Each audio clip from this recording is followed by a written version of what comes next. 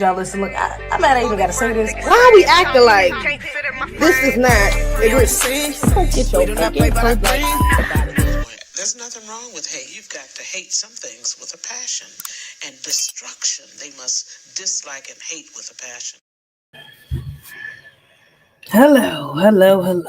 Oh, is my mic on? Hold up. I need to check. Yeah, it did.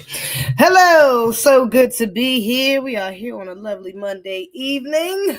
Lord have mercy. Outrageous, egregious, and everything in between. Man, what we got to get into tonight is something else. Unfortunate. Now, I'm going to start this by saying shout out to Daily Wrap-Up crew. I actually like the brothers over there at that platform. I've reacted to something before of theirs before. I think Dr. Umar was on their platform before. I want to say I reacted to a clip of that. Or something else. I can't remember. I know I for sure have reacted to their content before. But I really enjoy their content. And I think all of them, or one brother is for sure FBA, another one that I think is half FBA, half Jamaican, and the other one I thought wasn't FBA at all. I thought he was just Jamaican.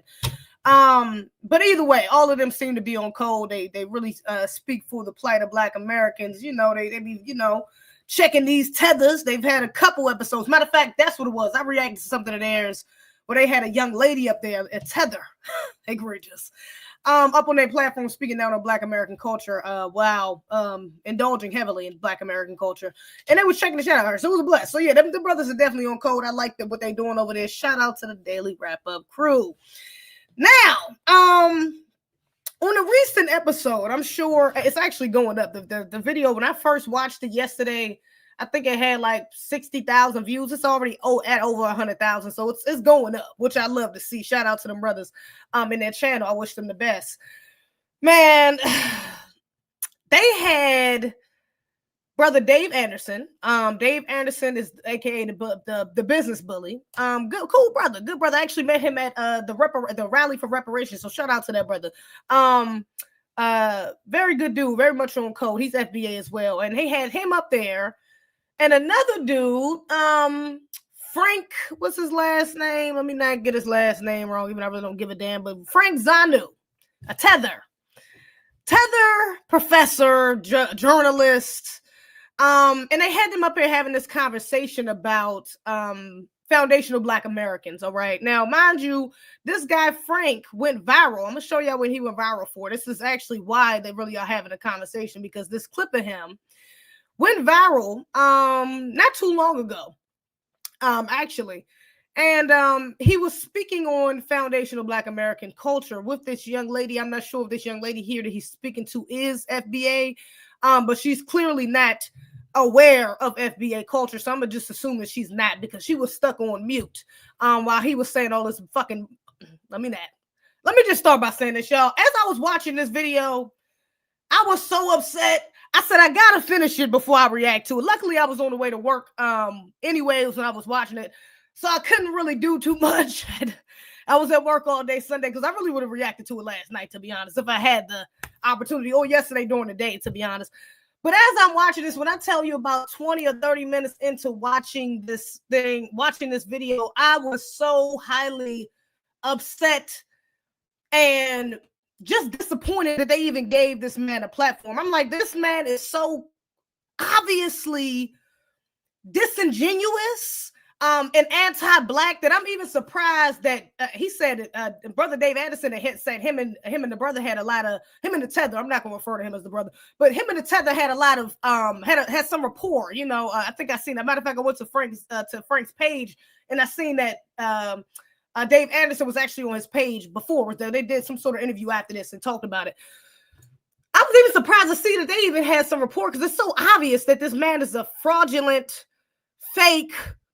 I even want to go as far as to say pseudo-intellectual, because I don't even understand how we're talking about he's a journalist and he didn't know half the information that Dave was talking about. I don't know how you're speaking on foundational Black Americans and you don't even understand our history. You don't even understand Black History 101. We're going to get into it. But some of the things that he was saying, which was damn a lot of things, anytime Dave said, you know about this, you know about that, it was no, I'm not. It even got to a point where the brother got so mad, we're going to get into it.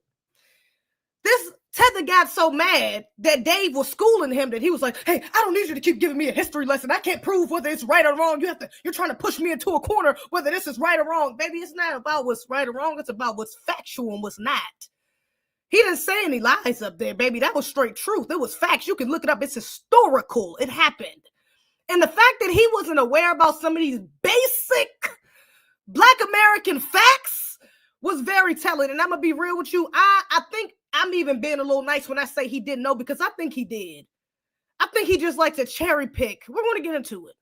But I think he just likes to cherry pick foundational Black American culture to validate, which is what a lot of these coons and tethers do, to validate their anti-Blackness. All right? So we're going to get into it because a journalist, I mean, you would think a journalist would know some of these basic. We're going to get into it. You would think that he would, some of these are just easy. Him comparing us to Jews. And I mean, some of these are just easily debunked. It's like, why would a journalist be up here saying something to this effect? This doesn't even make sense. So for me to even give him the benefit of doubt of saying he didn't know is kind of like, I think I'm giving him too much grace. And honestly, I'm going to be real with y'all. I think the brothers gave him too much grace. Shout out to the brothers, Dave Anderson and the brothers that David Robert Cool. And I think it's because they was trying to be respectful and keep it, not getting too not make it too hostile, especially because it was kind of like 4 against 1. Not really 4 against 1 because 3 of them was the host, but all 3 of them was on code. All 3 of them was in agreement with Dave Anderson. And I will say, I think they gave him a little too much grace because they should have, I'm just saying, I'm a woman. Maybe I'm like, I would have went on this thing. I'm just saying, I would have went on him. Okay, because this is so disingenuous and just so egregious, some of the stuff that he was saying, but let's get back to it. I'm going to let y'all see. This is what he originally went viral for and why they actually had this podcast. Let's get into it. They are the only groups. They have no culture. It depends on who you meet, where you meet them. But currently, there's not an African American culture? No. Yes, there is. What is it? Name 2 value systems in the African American culture. Value system? Yes. Name 2 taboos in the African American culture system. Name 2 traditions, by the way, in the African American culture system. There is no value for freedom if you don't understand what it is. The concept of free. You have to have a foundation on which it would balance when you ask for it. Civil rights, they give it to you. You have no culture. Nancy, you've been here, born here. Why would you be surprised if I say African Americans don't have a culture? What, twerking? So anything but I feel like African American culture has definitely you say mainstream. No, you say the word, the African American culture. What is it? Okay, fine. Like hip hop. Oh, not Jesus hip hop. Christ. I mean, I don't want to. Yes, I feel like you haven't thought about it. It's fine. Don't make things up. I'm not making it up. Okay, then educate me. You feel. You should know. You were born and raised here. Yes, but I have a Haitian. Are you African American? I'm Haitian American. That's correct. Do you see why you were being specific with that? There it goes right there. She's not FBA, which I kind of figured. I'm like, FBA wouldn't have responded like this, but it's just good to know. She's Haitian American. Haitian. Because anybody who encounters you already knows you before. If they know you are Haitian, at least 2 things comes to their mind. What is that? If they've been to Haiti, they can look at work ethics and they say, yes, Haitians, I know them. Service industry, they know where they do well. Food, they can say yes. And even language, Creole. Right. And they can say, oh, I love Haitians. Mm-hmm. Because they saw the culture in abstract before they encountered you. Mm-hmm. So people go over the bridge of your culture, your tradition, your customs, and that helps them to know how to address it. Exactly. I'm saying to you, any people who ask for these things, which are abstract, freedom, for example, independence, for example, and civil rights, for example, voting rights, for example, you must have a foundation on which these things are going to balance. Because the people there have to uniformly agree with consensus.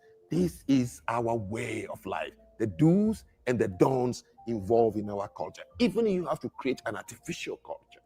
Is that why the civil rights movement is considered dead? It's dead and useless.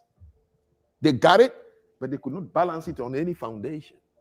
African Americans in this country are the only groups. Okay. They have no. So yeah, he's up here talking this nonsense. Now we know that Black Americans have a culture. We have the most influential culture on this planet. All right.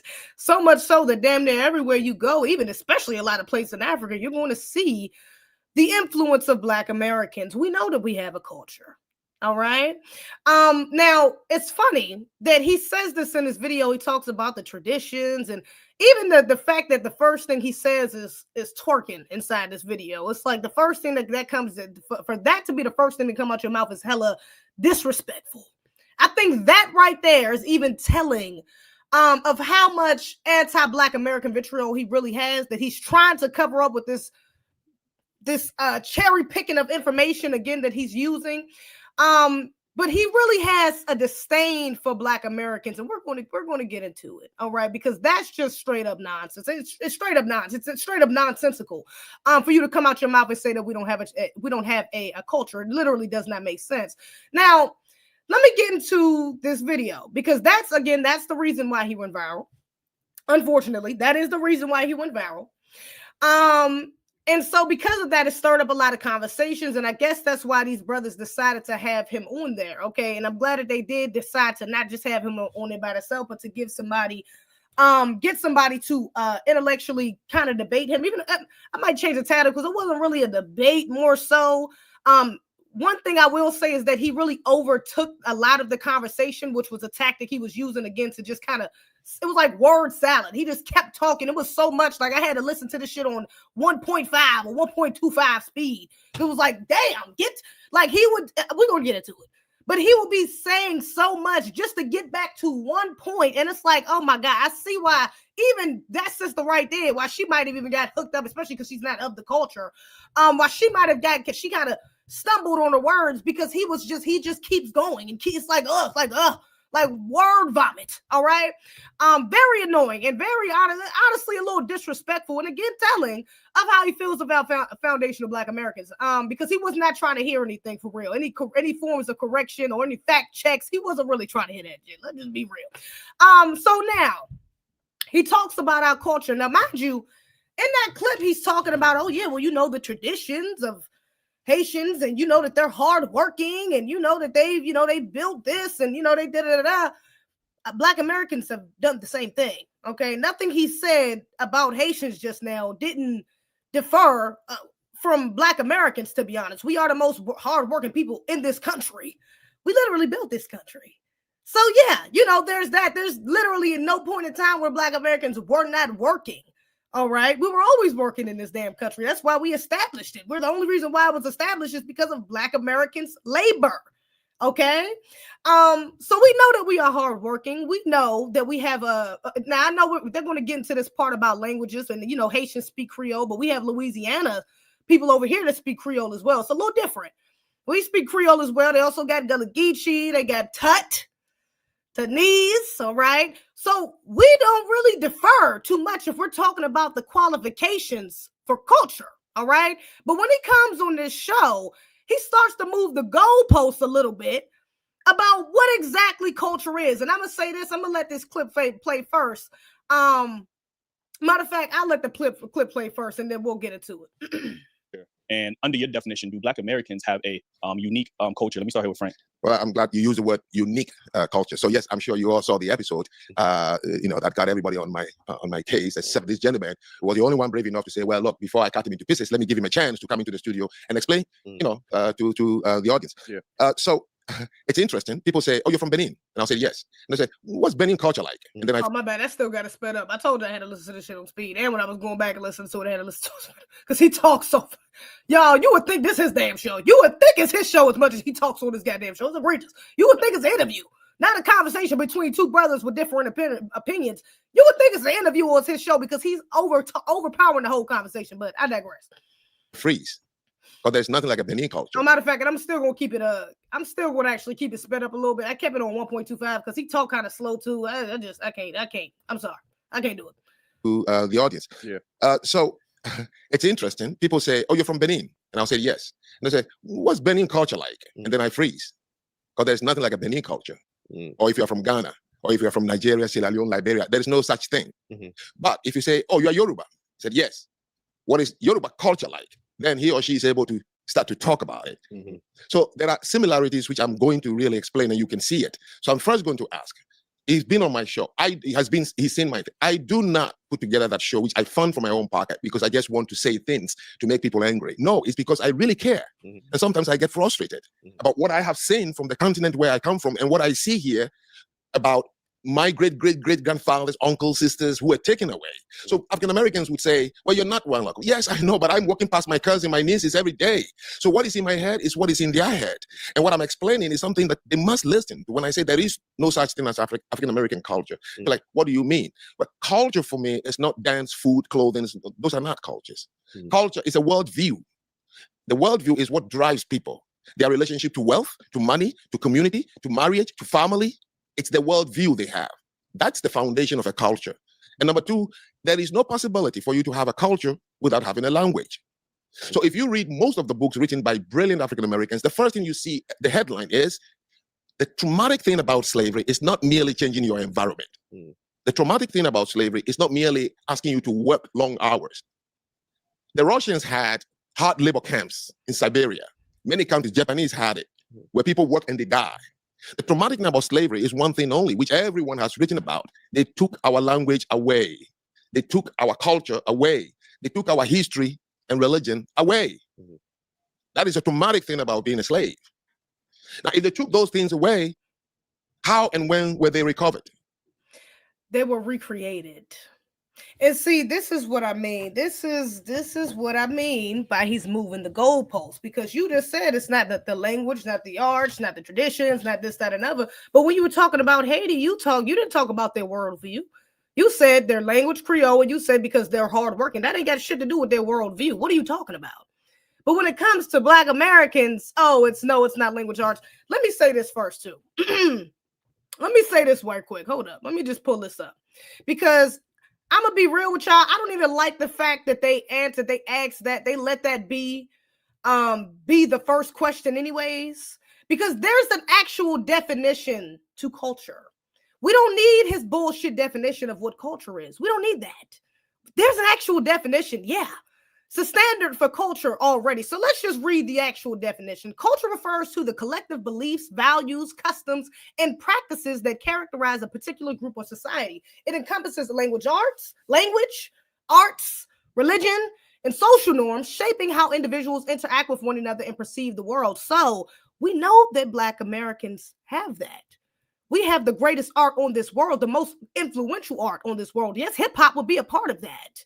But also our poetry, also our literature. What are we talking about here? If we already know what the definition of culture is, I wish they would have started this interview off and said, and actually stated the definition of culture, and then said, how do we not have a culture when we already fit the actual definition of it? Religion, we have multiple. Nation of Islam, that's a Black American religion. What are we talking about? So I'm like, how can we sit up here and act like we're dancing around something that was just created? Culture is nothing new. We already know what culture is. So for them to start the interview like this, I mean, again, I'm not going to go on the brothers. I like their platform. I just really wish they didn't allow him the leg up by trying to start off with this bullshit definition he has and saying it's just language in your worldview, because there's about 5 other things that involve culture here.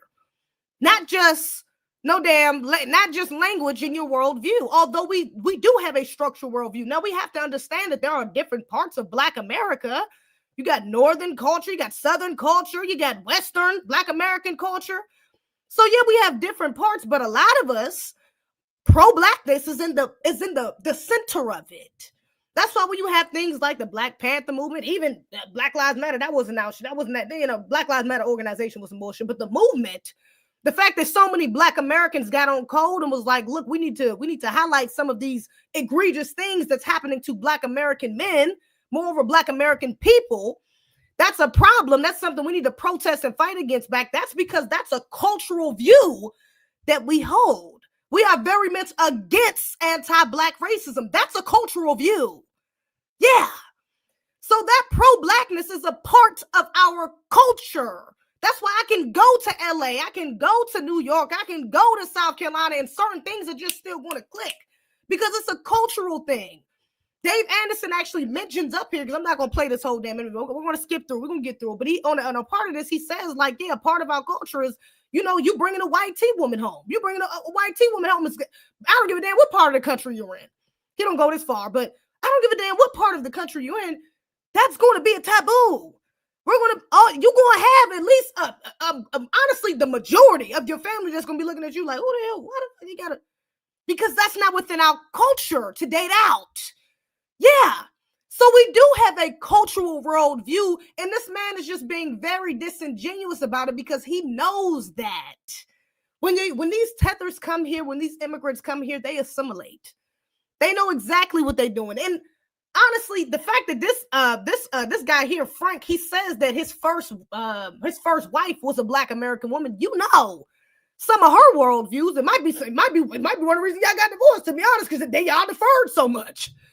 To be honest, so he understands. I'm not going to keep putting this. I'm going to try to not go throughout this thing with the assumption that he doesn't know, because I believe he does know. If I'm just being I'm gonna be real. I think he does know. A lot of these tethers love to use weaponized incompetence.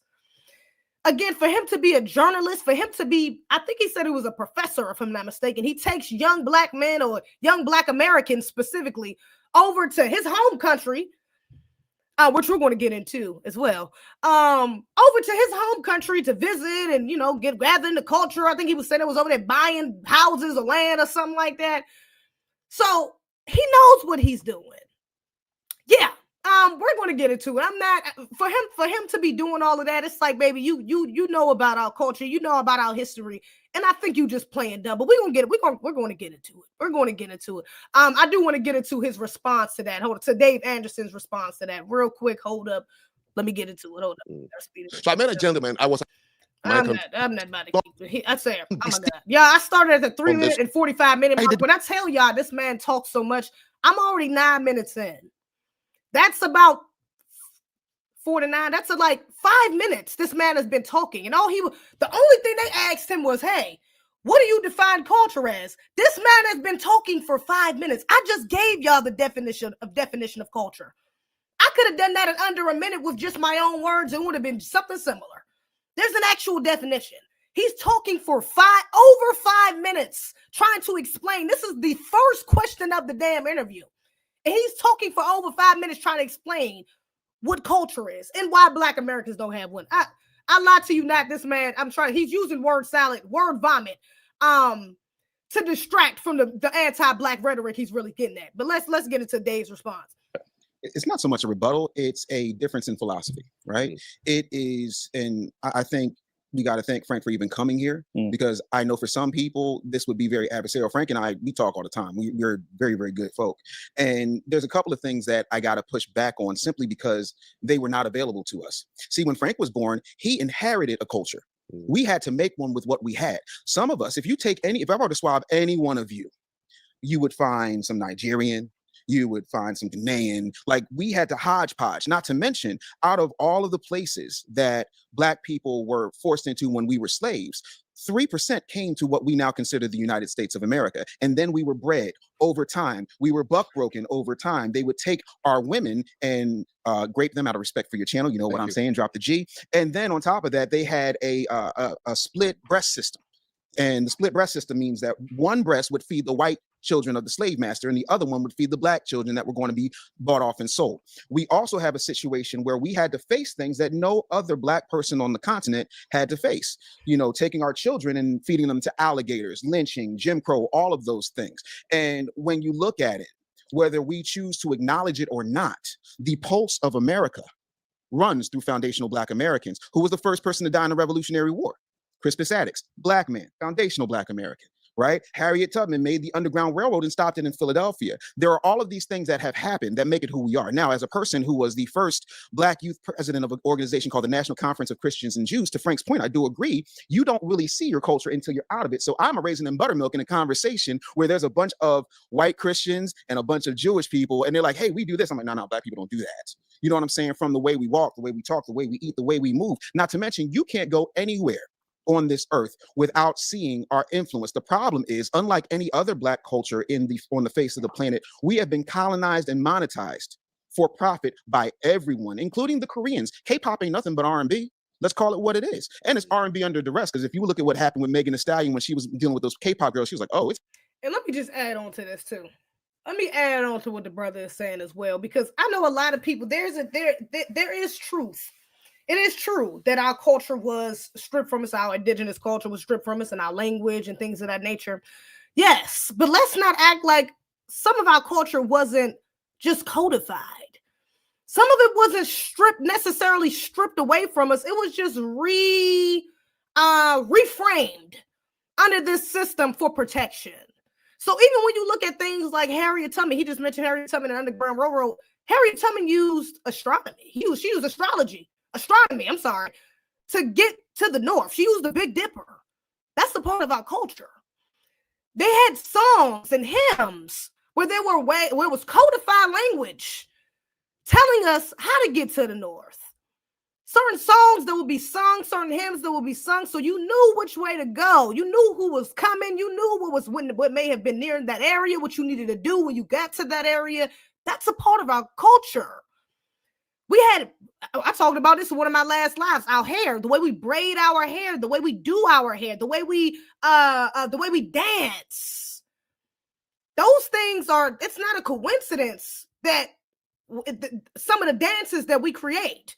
Now, I believe Black people all over the world are connected some way, somehow. So I know some of these Pan-Africanists, they love to use, even in the movie Sinners, you kind of seen this, but some of the Pan-Africans love to say that, oh, well, some of the dances, you look at some of our dances and you look at the ones in Africa and look how it's ancestrally passed down. And it's like, it was passed down. And well, even if you want to use that, baby, it's still a part of our culture. These are not things that were just brought out of thin air. This was brought in because of the culture we had before, pre-colonization. So yes, a lot of it was just codified, honestly. What do we talk? We're not going to sit here and act like we was just stripped naked and made into some bland people that just didn't have nothing. No. And even if that were the case, we created. Yeah. So that still counts. Even if you want to go that route, we still created something new based off what we had, based off what we had left over after colonization, after slavery, and even during slavery. Jumping over the broom, he mentions that in here as well. That's something that was created in slavery. That's a part of our culture. That's a tradition. Even things like Kwanzaa. I mean, we can go on and on about different parts of our culture. But for us to sit up here and act like this, I'm like, this is just foolish.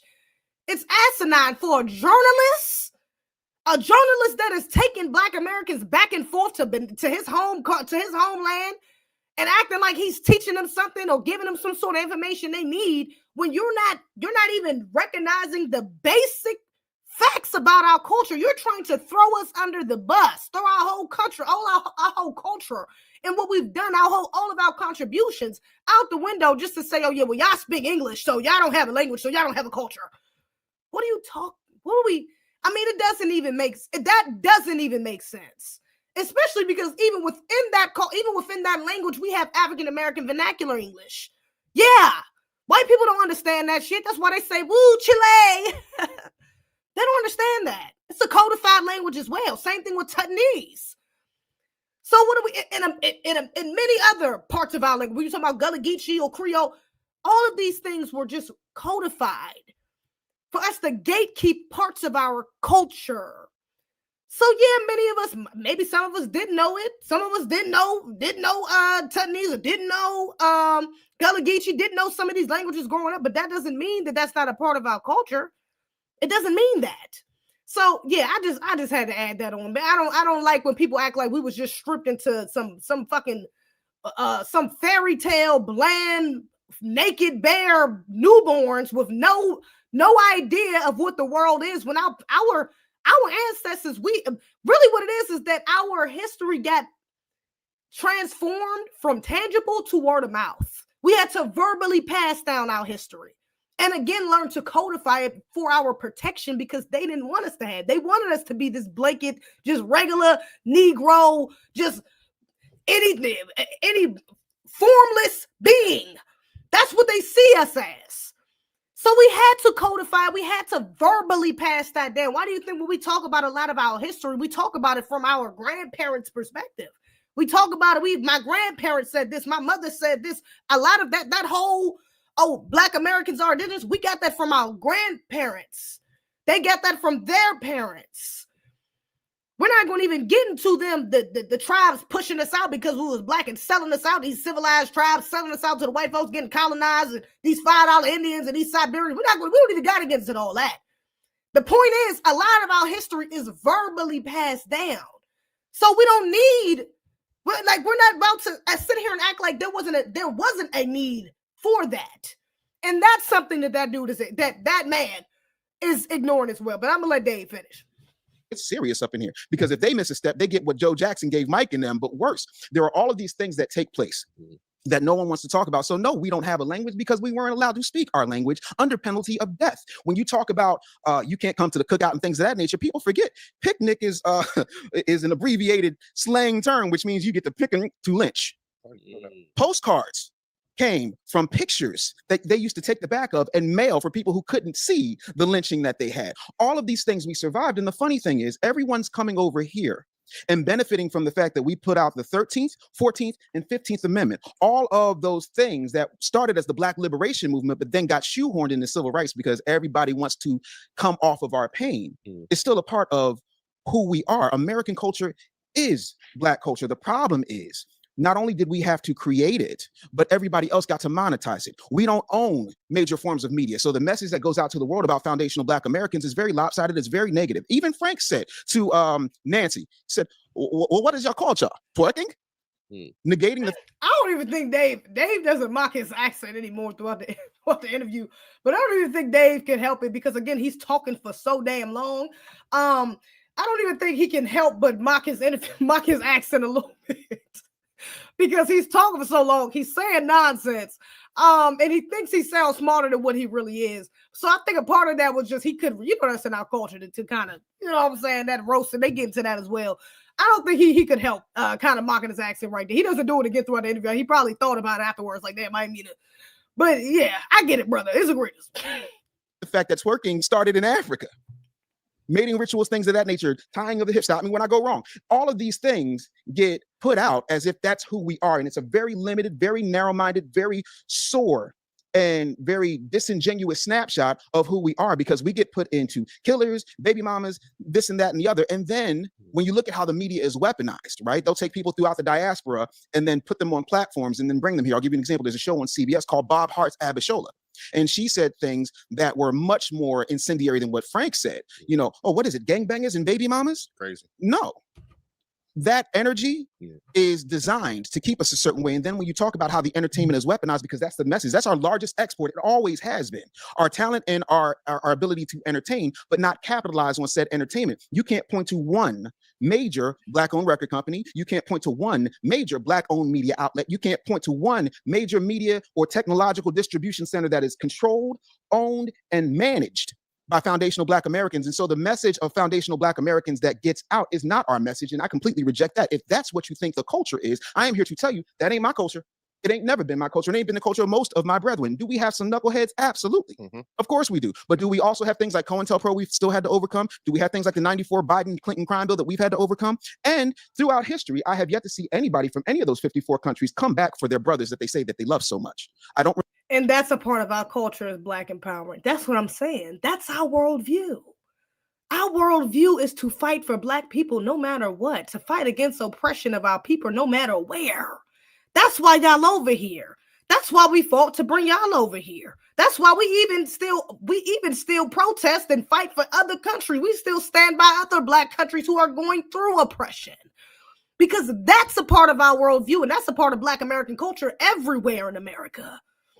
So yeah, and I don't think I got this part timestamp, but in a part of this video, when they talking about language, he says like, yeah, you guys, it's not that you couldn't speak your language, it's that it's not that you you couldn't speak your language. It's that there was no way for you to do it because y'all was such a mixed group. The Africans they brought over here was such a mixed group that nobody knew what language each other was speaking because there were so many different languages. And you know, when y'all got over here, it was no way for y'all to communicate because everybody spoke a different language. That's literally illogical.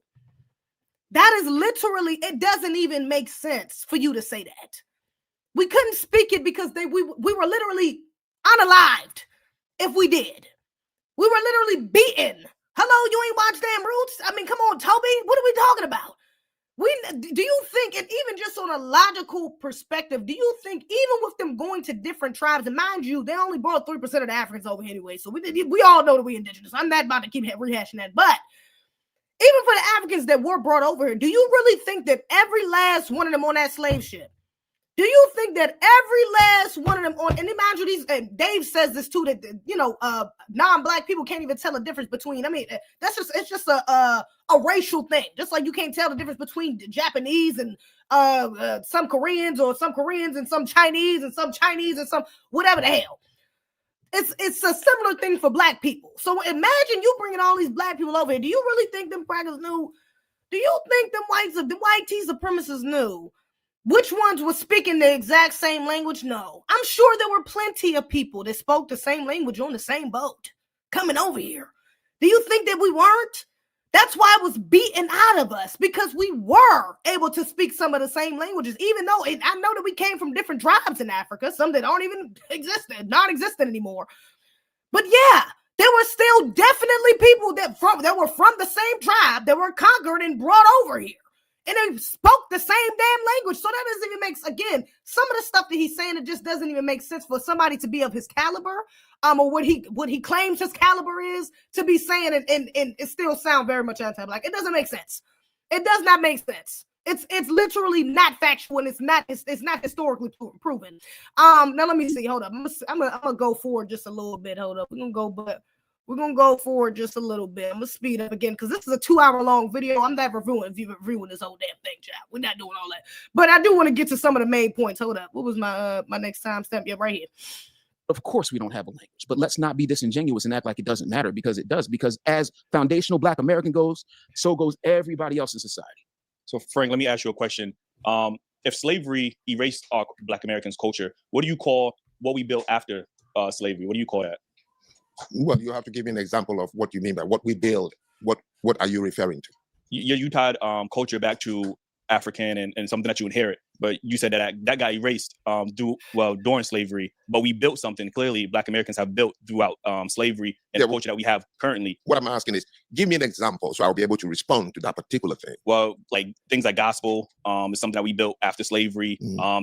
Songs and music, foods that we eat, that we consume. Sure, songs and music exist in every society. Is that not a part of culture? No. Let me come to that. But it is.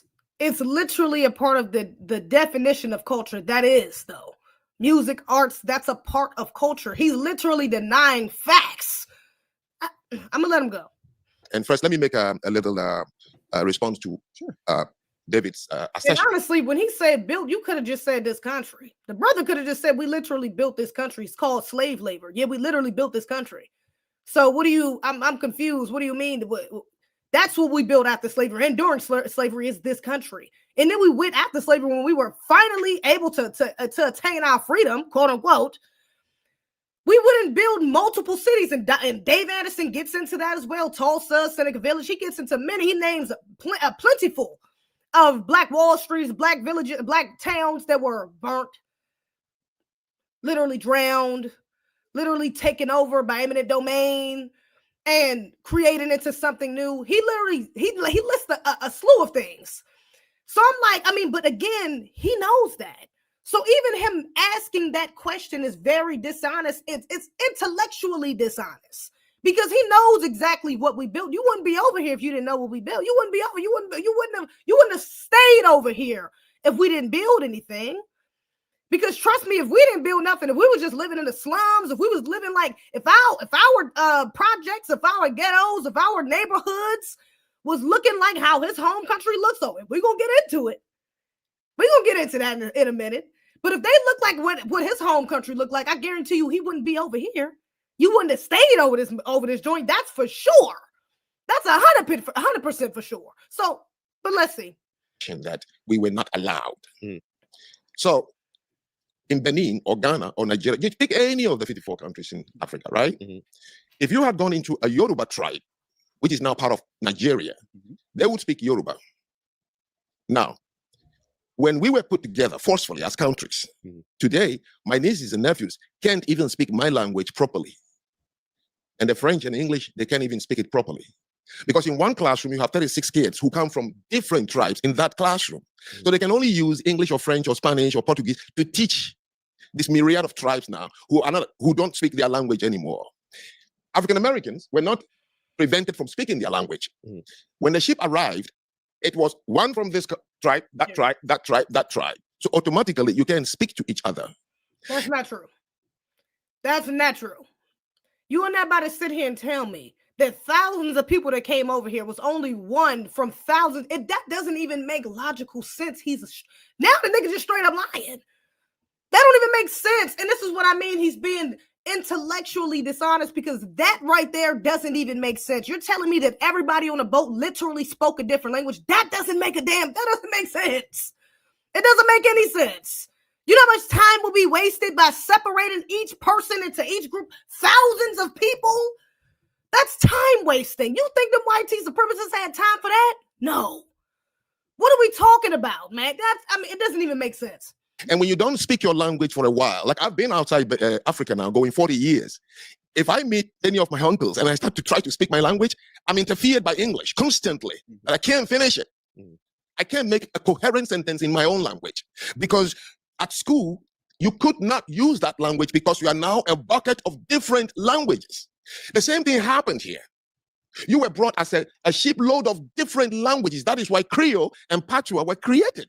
So you use the only word you can understand, a little bit of the colonizer or whoever is controlling you, and try to speak to someone who comes from Senegal. You don't know what he speaks. So over time, it becomes this hodgepodge of a language called Creole or Patois. In Sierra Leone, they have it. In Liberia, they have it. In Nigeria, they have the pidgin English because they can't speak to each other. So nobody prevented you. All you need is to not to use your language because there is no one there to speak to, and the next generation, it's gone.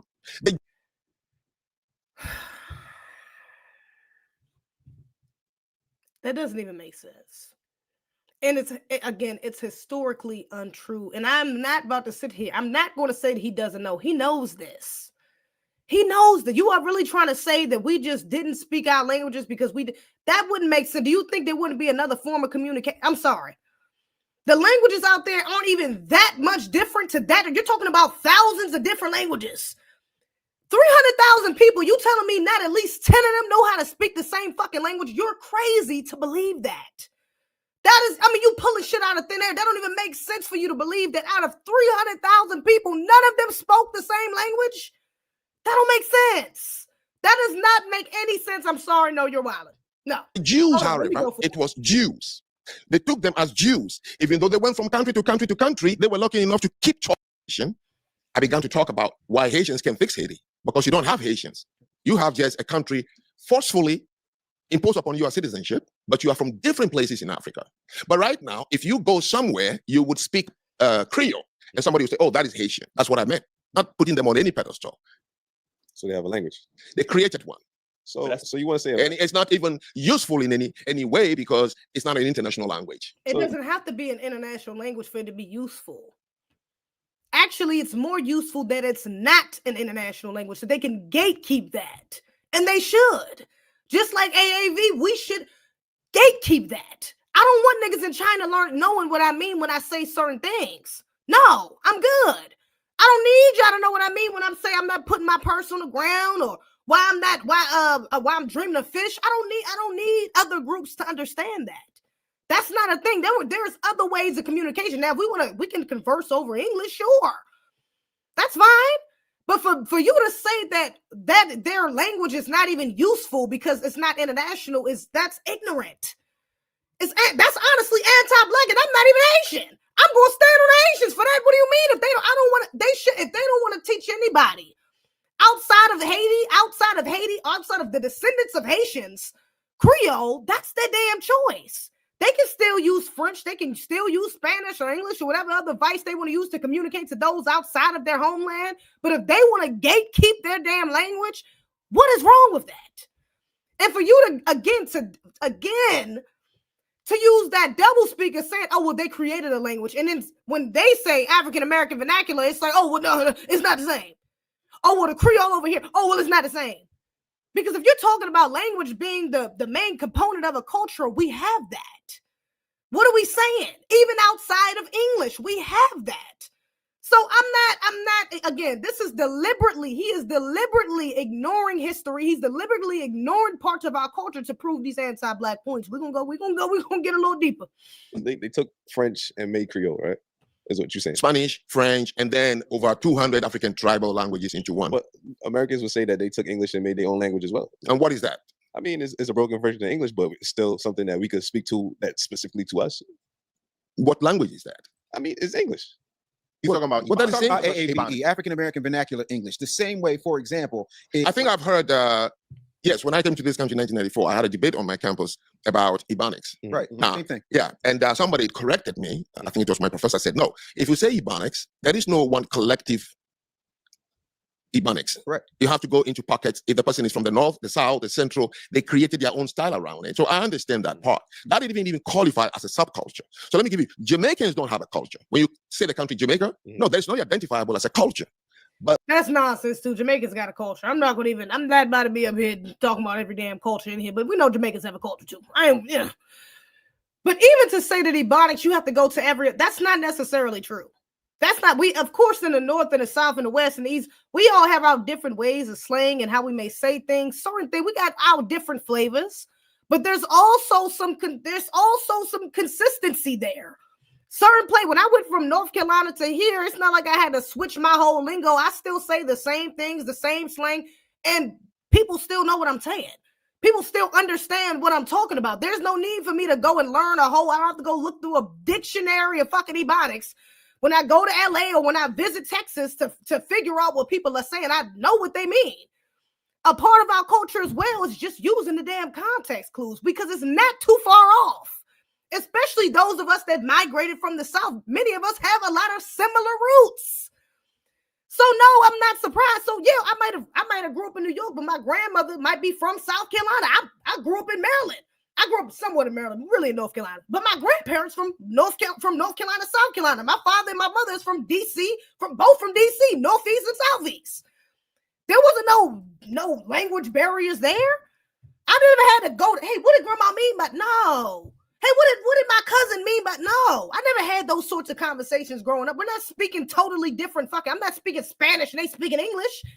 This is all a form of Ebonics. This is all a form of African-American vernacular English. So there is, again, he's moving the goalpost. So yeah, well, I mean, I got Ebonics, but when you go to New York, there's one thing. And no, I know what New Yorkers mean when they say, yes, son, hey, what's good, Joe? Hey, it's brick out here, yo. I don't say shit like that, but I can put it together in my mind. I know what it means when they say it's brick out here. Oh, this nigga brolic and shit. I don't say shit like that, but I know what they mean when they say it. What are we talking about? Hey, I'm getting tight, bruh. I'm getting tight, son. I know what they mean when they saying that. I don't need a dictionary. You may think that because you're not from here. You're not of this culture, so you might get confused. Sure. When somebody say, woo, child, I'm going to pray for him, bless his heart. You might get confused when you hear something to say that, but I don't. It's not that hard to put together when you're a part of the culture. When you have a similar worldview, remember that worldview he was talking about that we don't have? When you got that pro-Black worldview, yeah, it's not that hard to put together. It's not that hard, especially within context and situations. It ain't that damn hard to put together, baby. It's not. So that's a moving of the goalposts again to validate anti-Blackness. You're being intellectually dishonest. I'm not feeling it. Hold up. Let me keep going. The Rastafarians have a culture. Now, let me explain what I mean by worldview. The Rastafarians' worldview is that... All right, yeah, he's getting into this whole, geographical thing where it's like, he compares the Rastas to the hippies, like, the hippies have a culture because they all believed in, free love, and the Rastas have a culture because they did. And again, you're ignoring Black Americans. You're ignoring because Black American, even if you were to break us up into those groups, like those of us in the church, those of us in the nation, or Muslims, those of us who are spiritual, who just are, kind of free living, and they into some of the ancestors and some of these spiritual, some of these astronomy, some of this. We still have similarities across the board. It ain't hard to find another Black American. It's not hard to find another Black American with a similar worldview or the same, because we're all living a similar experience under this system in this country. That's why we have a shared worldview. That's why. Because regardless if I'm in New York or in Texas or in wherever the hell, we all know the history here. We know the bloodshed here. We know the egregious things that has happened to us no matter what part of the country you was in. And we know we have similar ways of going about them now. So let's not do that. Let me move on. Let me move on. Egregious, outrage, everything between. Fear them. Because if Black people hate and fear the white men the way they hate and fear each other, you would all have left this country at the end of slavery. Left this country and go where? Go where? Yeah. Where did the Jews go to? You know how many lands in Africa was offered to African Americans through the Black Star Line project? It was funded by a British through Marcus Garvey and Kwame Nkrumah, the Black Star Line. Did you go? No. How did you get the Amerigo-Liberia culture move out? 3,400 people only agreed to go to Liberia. What do you mean where to? Plenty of land everywhere. Where did you come back from? How about the Caribbean? See, that And Dave is about to give a wonderful response, but let me just say, because this is really it. Now, mind you, this nigga been in America, I think he said for about 30 years, and he said he's planning to die in America. But you got the fucking audacity to sit up here and ask us why our ancestors didn't choose to leave. Well, nigga, why did you choose to come over here? You asking the wrong questions to the wrong people. Why are your people fleeing? Why are y'all coming here? Everybody's solution is for us to move somewhere else but fucking here. But for some odd reason, y'all are coming here. Everybody and their mama want to know why we didn't leave here, but y'all are still fleeing here. You tell me why we didn't leave. How about you tell me? Because there's a reason why you're not in your goddamn homeland, or at least a country neighboring your homeland, instead of coming thousands of miles over here to mine. It's a reason. And you're not being honest about that reason. You're being very disingenuous about that reason. That's why you want to hide behind the fact of, there was Black lives, and, it was offers to come from, y'all could have came to Ghana, and, y'all could have went to Liberia. And so why the fuck y'all ain't stay over there? Why is Liberians coming over here? Why is there so many Nigerians coming over here? Why is there so many Guyanese people from Ghana coming over here? Why is there so many people from Benin coming over here? Why are you here? Baby, you got some audacity. Maybe if this was over a Zoom call and you was in your fucking homeland actually doing something to correct the egregious things going over there, because we're going to get into some of the egregious shit going over there in Benin. We're going to get into that. We're back to get, matter of fact, should we get into that? I feel like I got something else kind of introducing that. So that's why I'm trying to wait. I think I got a part of the joint. I actually want to specifically want to get into that. But there's a reason why you're not over there. And there's a reason why you're over here. Just like there's a reason why we chose to stay here and we didn't leave. A part of that reason Dave is about to get into is that, baby, we don't know nothing about that. You can't say in one hand that we were stripped of our culture and language and identity and all this other shit, and then say, well, why didn't you go home? Well, that's not our home anymore. That's not our home. We're not even put into account that only about 300,000 of us that was even our fucking home anyways. Because most of us are indigenous. We're not going to even put that in there. But even if we want to say that is our actual home, that ain't it no more. Not after the ethnogenesis we went through, baby. It's not our home anymore. We don't know anything about that. Yet alone the tribes that we came from don't even fucking exist anymore. So what are we talking? We don't know. I'm just going to pick a random city on the map and just go there. I'm just supposed to go because you're offering me a line to go when I have actually built my ancestors had bloodshed right here on this soil. And you expect me just to get up and walk away because you think the white man is treating you so nasty, so you should just leave. Well, baby, that's a part of our culture, is to fight. Liberation is a part of our culture. That's something he don't want to say either. Because he damn sure didn't want to mention the Black Panthers or all the many Black liberation movements we didn't have throughout history. He didn't want to bring that up. But that's why. Because we were too busy fighting. We were not worried about fleeing or running. We were about fighting for what's ours. Because we know this is our fucking land. We're not worried about going. And we also have that understanding, that worldview that you can't outrun white supremacy, white supremacy. We know that.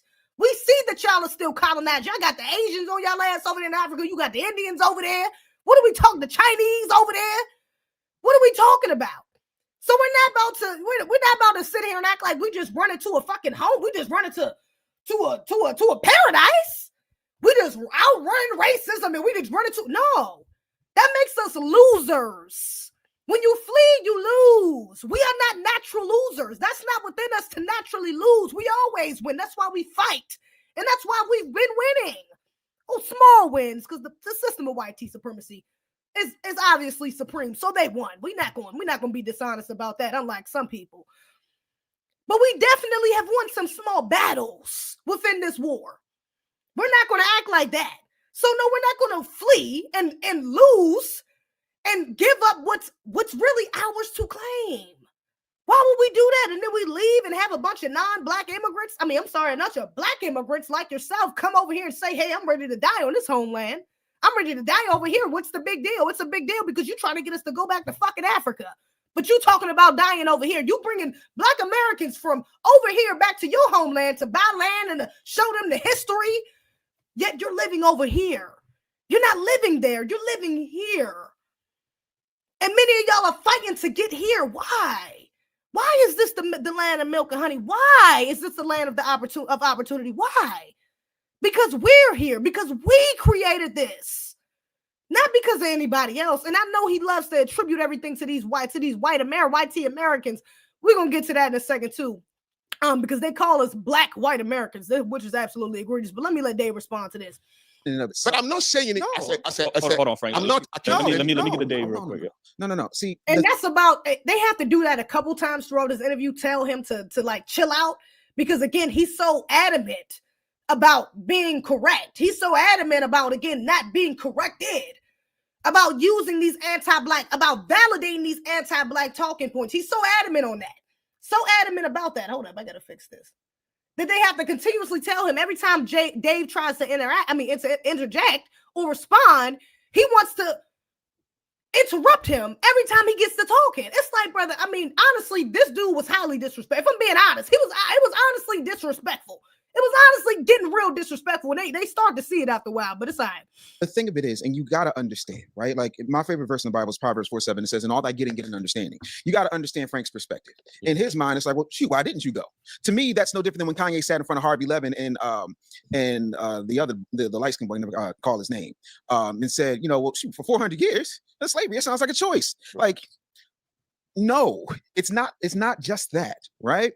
It's bigger than that because what no one talks about is the psyop that was done to us from 1619 through 1865, and then after 1865 all the way through, right? So if you have been told over and over and over and over and over again that you're less than, that you ain't nothing, that you don't even get the right to call yourself a name, there are certain things that get lost in translation because he does not carry that particular experience. He's got his own experiences, and one of the things that I love, and I encourage absolutely everybody to go to this man's YouTube channel, because when he talks about black on black crime, he does not start and stop the conversation at foundational black Americans. He talks about what's happening in Nigeria. Yeah, just because you spread anti-blackness to more than just FBAs don't mean you're not anti-black. I mean, maybe that's how Dave kind of got into a trick bag with this dude and I'm mad he even shouted out his fucking Insta, his damn YouTube, because please don't go to that nigga YouTube. Egregious. All right, he's clearly ignorant as hell. But just because you keep that same anti-black energy with all black people, don't make you look less biased. What are we talking? You saying Jamaicans don't have a culture? You saying Haitians? Baby, it doesn't make me any more prone to want to listen to you because you're keeping that same anti-black energy with everybody. That just means you're anti-black. You definitely got some anti-black American vitriol for sure. For sure, you got a disdain for black Americans for sure, for your ass, because you ain't in Jamaica. You're not in Haiti. You're not in the UK. You're not in Nigeria. You're not in Brazil. You're not in none of these other black spaces. You over here talking that. So I don't want to hear nothing about no damn. He keep this energy with everybody else, brother. You giving him too much grace, and I wish. I wish they would. I love how Dave handled this because he did a beautiful job in rebutting this. If y'all want to go watch, if y'all gonna watch anything of his, watch this interview. That's on the Daily Wrap Up. Support the brothers, okay? Daily Wrap Up crew, because he did a great job, and they did a great job of rebuttaling him and correcting his nonsense. But if we're going to be honest, again, The energy that this dude had, I wish that somebody was there that didn't have the slight bias of some sort of friendship or rapport they had before. If they would have had somebody, an intellectual up here who could have this conversation with him that didn't know him from a can of paint outside of that clip, I think this conversation would have went a little bit differently. I think they would have called him out a little bit further than what they would have checked them a little bit more than what they did. But the fact that they was trying to keep it respectful, they had some sort of rapport, they got some sort of relationship with him outside of this conversation, it kind of shows. I'm like, because I don't give a damn about anti-blackness going everywhere else. Anti-black is anti-black, and I can't rock with it regardless. But I'm going to let him finish. He talks about what's happening in Liberia. He talks about what's happening in Ghana. And that is something that's happened throughout the diaspora. And the one thing we all have in common is that we were colonized and psyoped, but none more brutally than us. So if you think, for example, there have been writings from Frederick Douglass, there were writings from Harriet Tubman, there have been plenty of people who have talked about how many people did not want to leave the plantation because it was all they knew and they were scared, almost to a point where they had Stockholm syndrome. The idea of going back to a place they'd never been or had any historical reference to because it had been beaten, threatened, hung, stabbed, lynched out of them. Yeah, no, I ain't going back there. Why would I? Now, me personally, I know plenty of people who have repatriated. Right. And I know plenty of people who love it. I know plenty of people who get called all types of akatas and every daggone thing else over there. I also understand that there's a caste system over there. There are people, there have been times when I have been called over there mixed because of the texture of my hair or the fairness of my skin or the narrowness of my nose. Because whether we like to admit it or not, when it comes to a foundational Black American line, you can always find, if you go up farther enough, somebody who played Master got loose in the slave quarters. Right? Or as they like to say, Black Buck got loose in the big house, but it wasn't us getting loose in the big house. You understand what I'm saying? So there's all these things. And to the John Lennon point, that's ironic. And I will tell you why. John Lennon was a part of the Beatles. The Beatles invasion came about because the Beatles were the very first Backstreet Boys. The Beatles were doing what Ike Turner was doing, what Jimi Hendrix was doing, what Little Richard was doing, what all these foundational Black Americans were doing, but because they were palatable. And they told you themselves that they were singing Black music no different than Elvis. So yeah, it's real easy to say, imagine when you're a European, rich, white man with an Asian wife who has more money than he knows what to do with, who had the unmitigated gall to say he was bigger than Christ himself and not get canceled. Yeah, you can imagine that because you're imagining it behind a gated community. And the second he stepped out of that gated community, one of his own people got it. But even that is culture. When we were not allowed to marry each other, to the point when you talked about traditions, we jumped the broom as a symbol to each other and everybody on the plantation or the property, because all slaves weren't on plantations, that this person is my person. I jumped the broom. To this day, I jumped the broom with my wife. That's a part of who we are. That is unique to us. No, we don't have a language, and I'm not going to rehash what I've already said, but we have to have a different level of understanding of what has happened, what continues to happen, and how there is a global conspiracy, whether we choose to understand it or not, to keep all of us separate. Having said that, there are things that happen in Haiti because of what Bill Clinton did when he was president and afterwards. There are things that happen in Jamaica that happened because of the British Crown, right? We all have our different cultural battles to fight, but we're all still Black. However, me saying that I have to take care of my two daughters does not mean that I don't care about every other Black woman on the face of the planet. They are my immediate responsibility as a foundational Black American. My immediate responsibility is to foundational Black Americans first, not saying foundational Black Americans first and F everybody else. I'm saying foundational Black Americans first because we're the ones that are bleeding and everybody has benefited from our blood, whether they choose to admit it or not. The 13th, 14th, and 15th Amendment do not happen with us. Civil rights does not happen with us. These very loose, very fun immigration laws that folks are now playing and screwing all of us throughout the diaspora who are here in the Americas does not happen without foundational Black Americans. And so all of those things are extremely important to that conversation. So what would be your definition? My phrase. What would be your definition of culture? Frank gave his definition of culture. What is your definition of culture? My definition. 35 minutes in, y'all just now asking this man. I'm like, come on. Honestly, it shouldn't even been a question what his definition of it, because there isn't already a definition. There's already a definition of culture. And honestly, again, it shouldn't be 35 minutes in. Y'all should have started with the Black American, because we got his bullshit definition when we seen that clip. EGREGIOUS. Honestly, y'all giving him too much grace. Let me go up a little bit further. Hold up. Let me go up a little bit further. Hold up. Let me go back a little bit. 38. There we go. I've never met anyone who have made this list, but I have only one question. Why did it work? Oh, hold up. 1 second. Actually, I got a super chat I wanted to look at too. My bad. Thank you for the super chat. I appreciate you. This guy was being disingenuous during the discourse because he's jealous. He's a jealous Southern. Yes, he is. Very envious. He knows if it weren't for us, our ancestors, he and his kind would have no relevance. That's a fact. And he's an undercover hater. Absolutely, because I guarantee you, that part of him talking about Haiti or him, if he would have came out and said Jamaicans ain't got no culture, that wouldn't have blew up.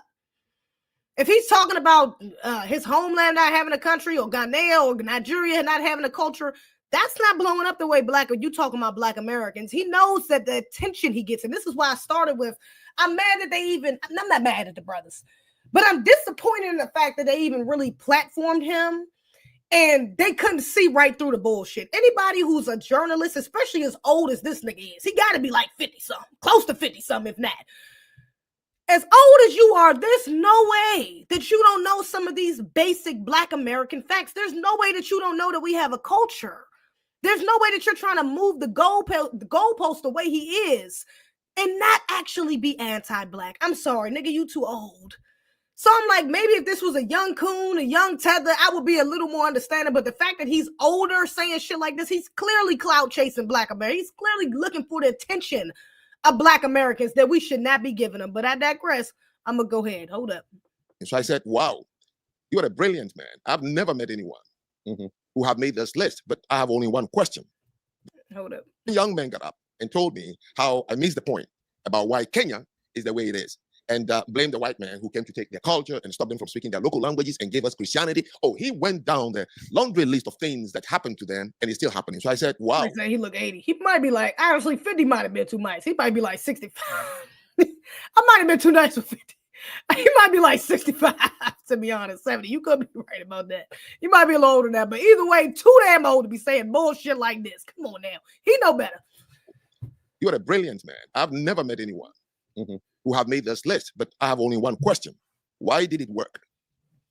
And that is what we refuse to ask ourselves. So we always say that they did this to us. They did this to us.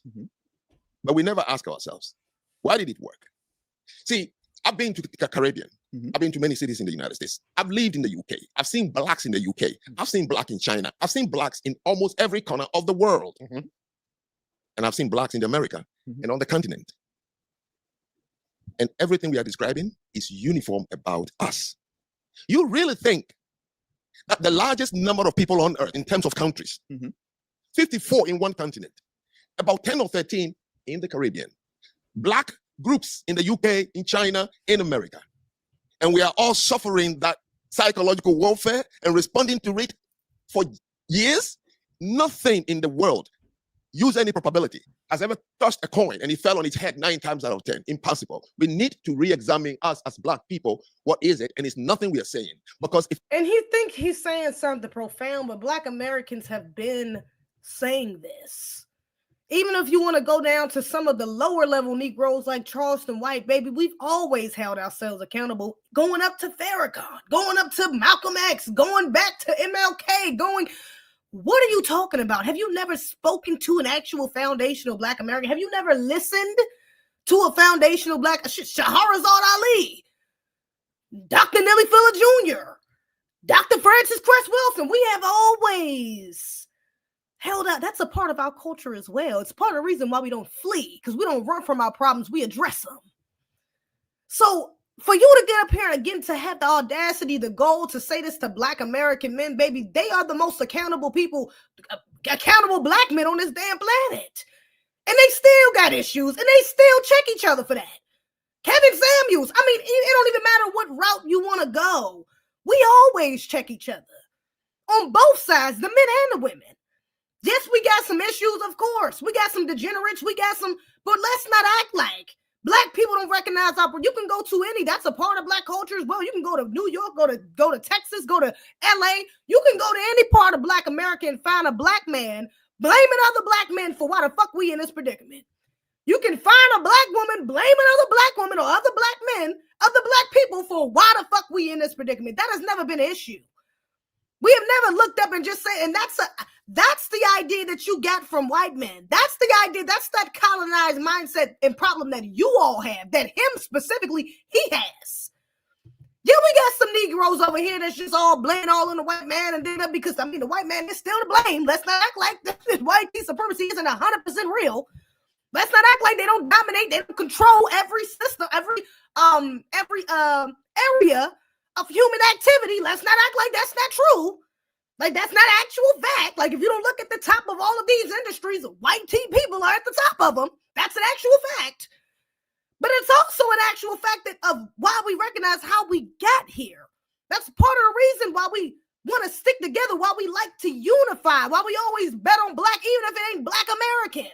If you got a nigga from Ukraine and a Nigerian fighting together, fighting in a boxing match, guess who black Americans are betting on every damn time? We're going to bet on black. That's a part of our culture. But we're also going to hold each other accountable. We know the mistakes that we have made. We've been way too trusting, way too open. We ain't gate kept enough. We've been tricked. We've been deceived. We've been fooled. We've saved these people. We went to our ancestors. We got the, you want to talk about the Africans, the Moors that was in Europe saving these white tees for 700 years. That was a mistake.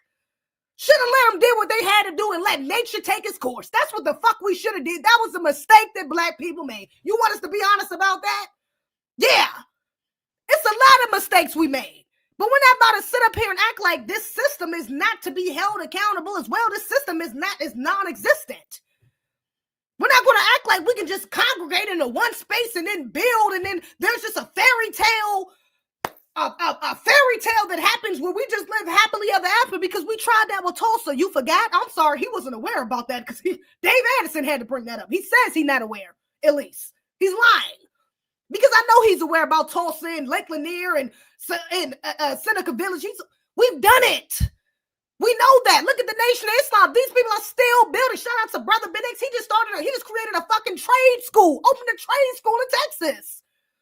They're all about holding black people accountable. We got to do for self. That's a motto. That was the number one. That's the number one thing you're going to hear in the Nation of Islam is that you got to do for self. You cannot rely on the white T man. You can't do it. He ain't going to do nothing for you but continue to put you in the trick. That is a sense. It's not even just in the NOI. A lot of black Americans feel that way. And honestly, even if we don't, we have to operate in that way because this system will never allow you, but it's a cap. It will never allow you, but just get so far within that system. So we have to operate that way, where we hold each other accountable, where we know that we got to do for self. We don't have a choice. That's the type of predicament we've been put in. That's a part of our culture. And he is openly denying that is anti-black. You need to talk to your people about that. That's something you need to go talk to the people in Benin about. The people in Ghana, the people in Nigeria. You need to go talk to your people over there in your homeland about. That ain't the conversation you need to have with us because we here. We fighting. We're still actively being oppressed as we're trying to progress. And y'all are coming over here trying to flood. You got damn Somalians talking about they coming over here trying to replace us. What? So now not only are we fighting against this YT system of oppression, we're fighting against the wannabes. We fighting against the Asians, the Indians like Kamala and Mandami. We fighting against Africans like you that think y'all can come over here and replace us and flee your homelands, but then want to sell us this fake-ass dreamland in Africa. We fighting against multiple vices of white supremacy now. But you want to tell us about why? You want to talk to us about, oh, how did it work? Oh, yeah, I understand what happened, but how did it work? And mind you, he ain't even talking to us. He is talking to us. But in that conversation he was talking, he's saying that to a Kenyan man. What do you think? I'm not feeling this at all. I'm sorry. I cannot. Hold up. If it is true, from London imported to their country, the railway lines, all the beautiful things. Why didn't you live here? It's not because you don't know where to go. It's because you didn't hate the white man and you weren't afraid of him. I think you're. Now, you know what? 1 second. Let me get into this right quick. Because I'm glad he said that again. Why didn't we leave here? Let me show you why we didn't fucking leave here. You want to know why we not flooding to Benin? Why we don't want to go to your homeland? Let me show you why we not going to your fucking homeland. Hold up. Really, he already know why. Hold up. He already really knows why we're not going to his homeland. He already really knows why. Hold up. Where is that that video at? Am I tripping? Damn, do I have it? He already knows why. I mean, at the video. Oh, here you go. I'm tripping. He already knows why we're not going to his homeland, but I'm gonna show you why we're not going, and he don't want to go back. Let's talk about that. Let's talk about why we're not going to Africa. Some of the places, because this ain't in every place in Africa, but it's a lot. Let's talk about why your ass not over there, and why we're not trying to go over there. 10 facts about poverty in Benin. Let's get into it. Hold up. Let's get into that. Benin is a small country in West Africa with a population of roughly 10 million people. Once a site of Dahomey, the Dahomey tribe, which is the tribe that was selling us the fuck out, that tribe of women they made that movie about Women King.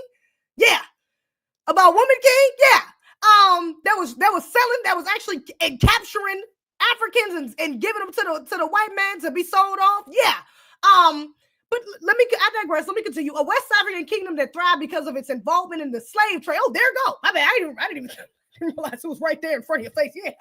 Yeah, because they was involved in the slave trade. Benin has been stricken by widespread poverty since gaining independence from France in 1960. Though Benin has relatively stable democratic government, it remains one of the poorest countries in Africa. And we're going to get into that stable government because they ain't even got that. They having a coup run over right now. A military coup is happening right now actively in their country. His ass ain't talking about that, but let me move on.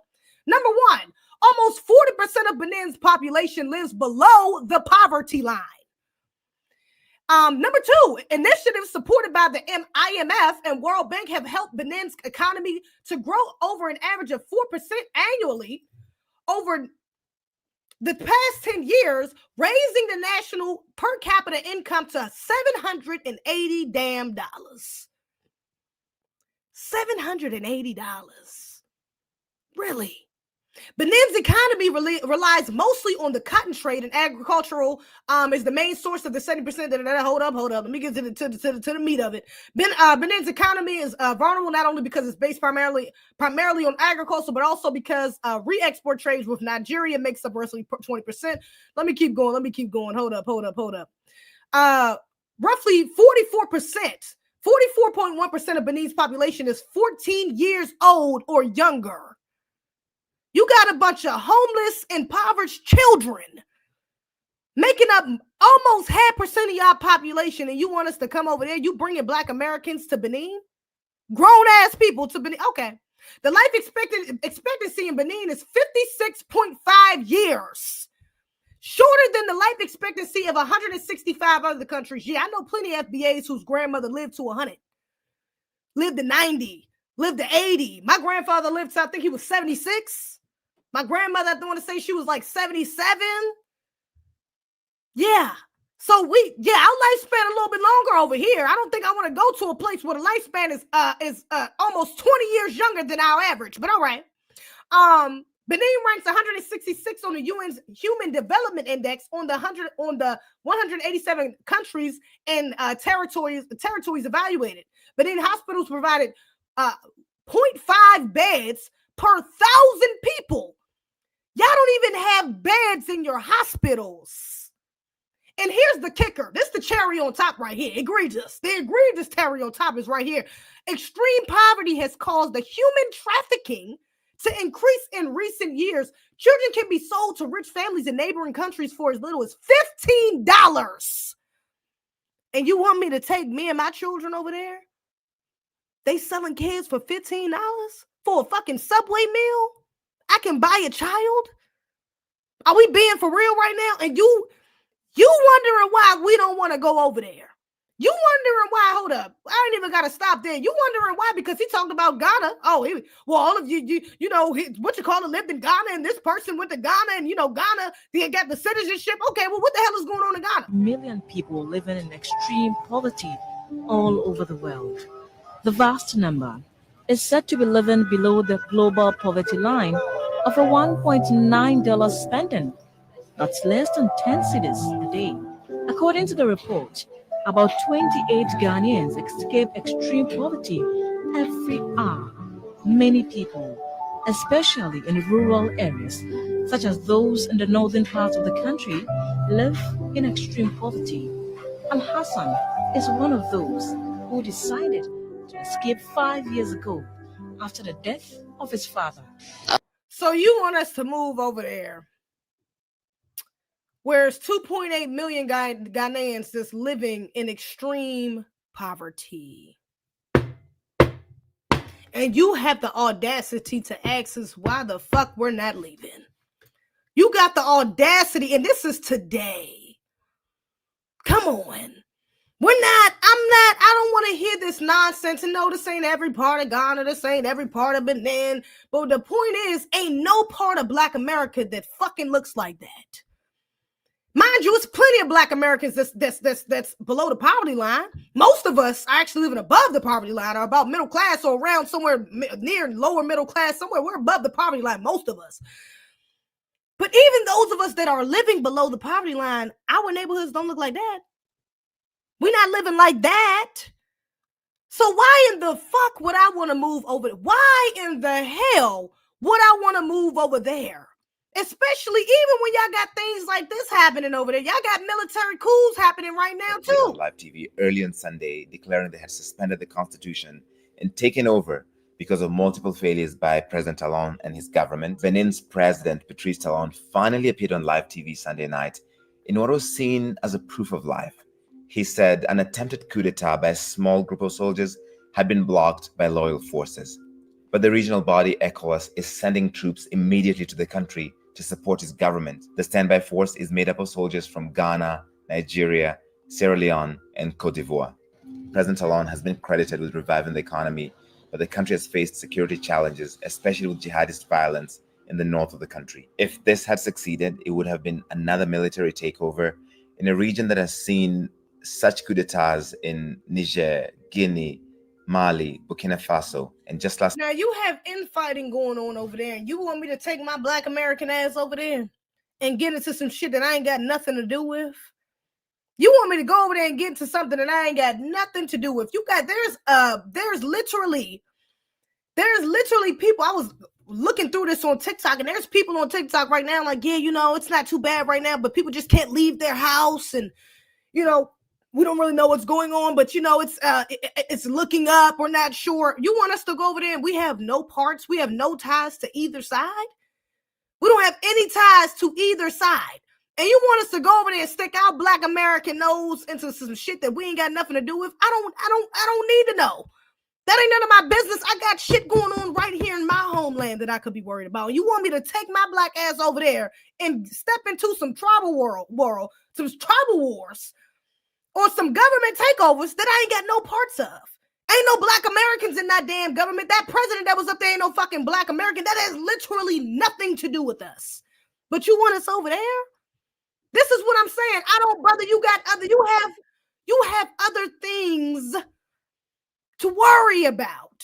And the Black Americans that go over there, let's not act like every Black American, because he want to bring up how all these people stayed over there. Maya Angelou stayed over there for 13 years, and Malcolm X and Muhammad Ali, and everybody went to Ghana, and everything was just so great. Well, what about matter of fact, there's a part in this, I don't think I timestamped, but there's a part in this too, where he's like, you guys, you have to do the research. How are you going to say that you don't want to go over there, that, you understand why Black Americans haven't went, and you haven't even done the research?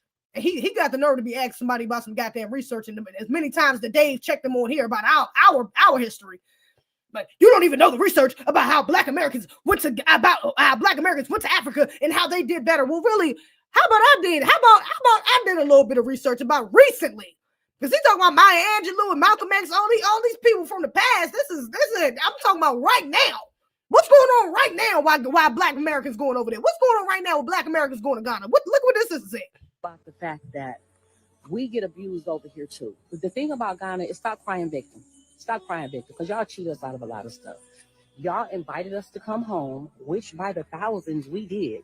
We came running to Ghana. People sold their homes, moved out of their apartments, sold everything. Some people packed up containers and moved over here just to get over here and realize this is not our home. Y'all call us foreigners.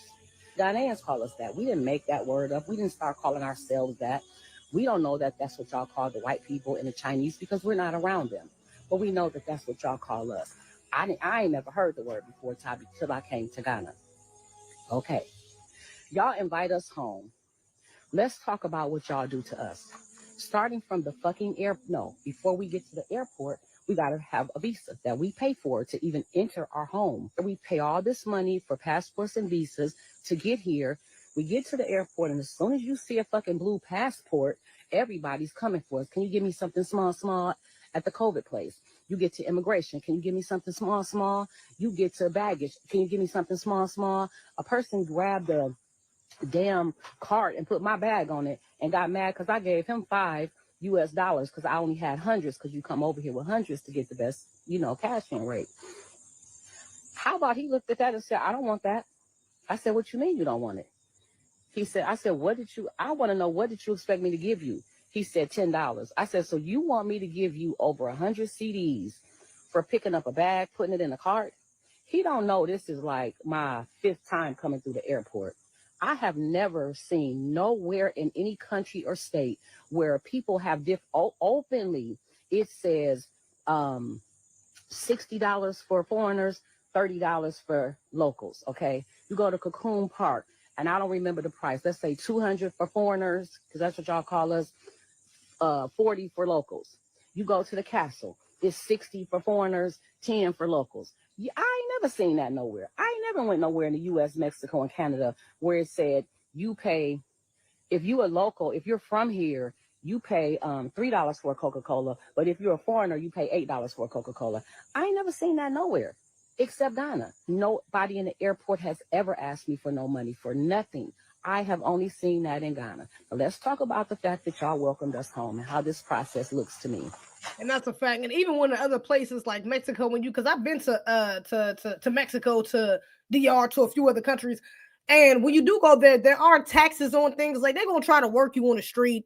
They're gonna try to work you at the club. They know you're American. They probably gonna tax you a couple extra dollars to get in the club. But when it comes to certain things like buying products, nobody's about to put an extra $5 tax because you're not from here. You're a foreigner. That's actually insane for you to be charging me $8 and a local $3 for a Coca-Cola, a product that should already have a standard pricing to it. That's insane. That's hella anti-black. And you want us to go over there. I'll let him continue. According to y'all, the ones of us that were stolen, so let's talk about the process of coming home. We got stolen from our mother, our birth mother and father. 20 years later, we're probably 26 years old. Not just stolen, sold. Hello to homie. I'm just saying. Now, our mother finds us and she said, baby, y'all come home. I miss you. Come back home. Get out them streets where they don't love you at and come home. So we drive, take a taxi, however we get to our mother's address. We get there. But before she let us come to the door, she says, oh, welcome home. But before you come in, can you pay me $300 to enter the door? That's the visa to come home. So, okay, we happy to be home. So we paid $300 to our mother to step foot in her house because we're excited to be home to the motherland, okay? We get in there, and now it's dinner time. And she has plates on the table for the kids that grew up in the house, and she has a plate on the table for me and my sister who was stolen years ago.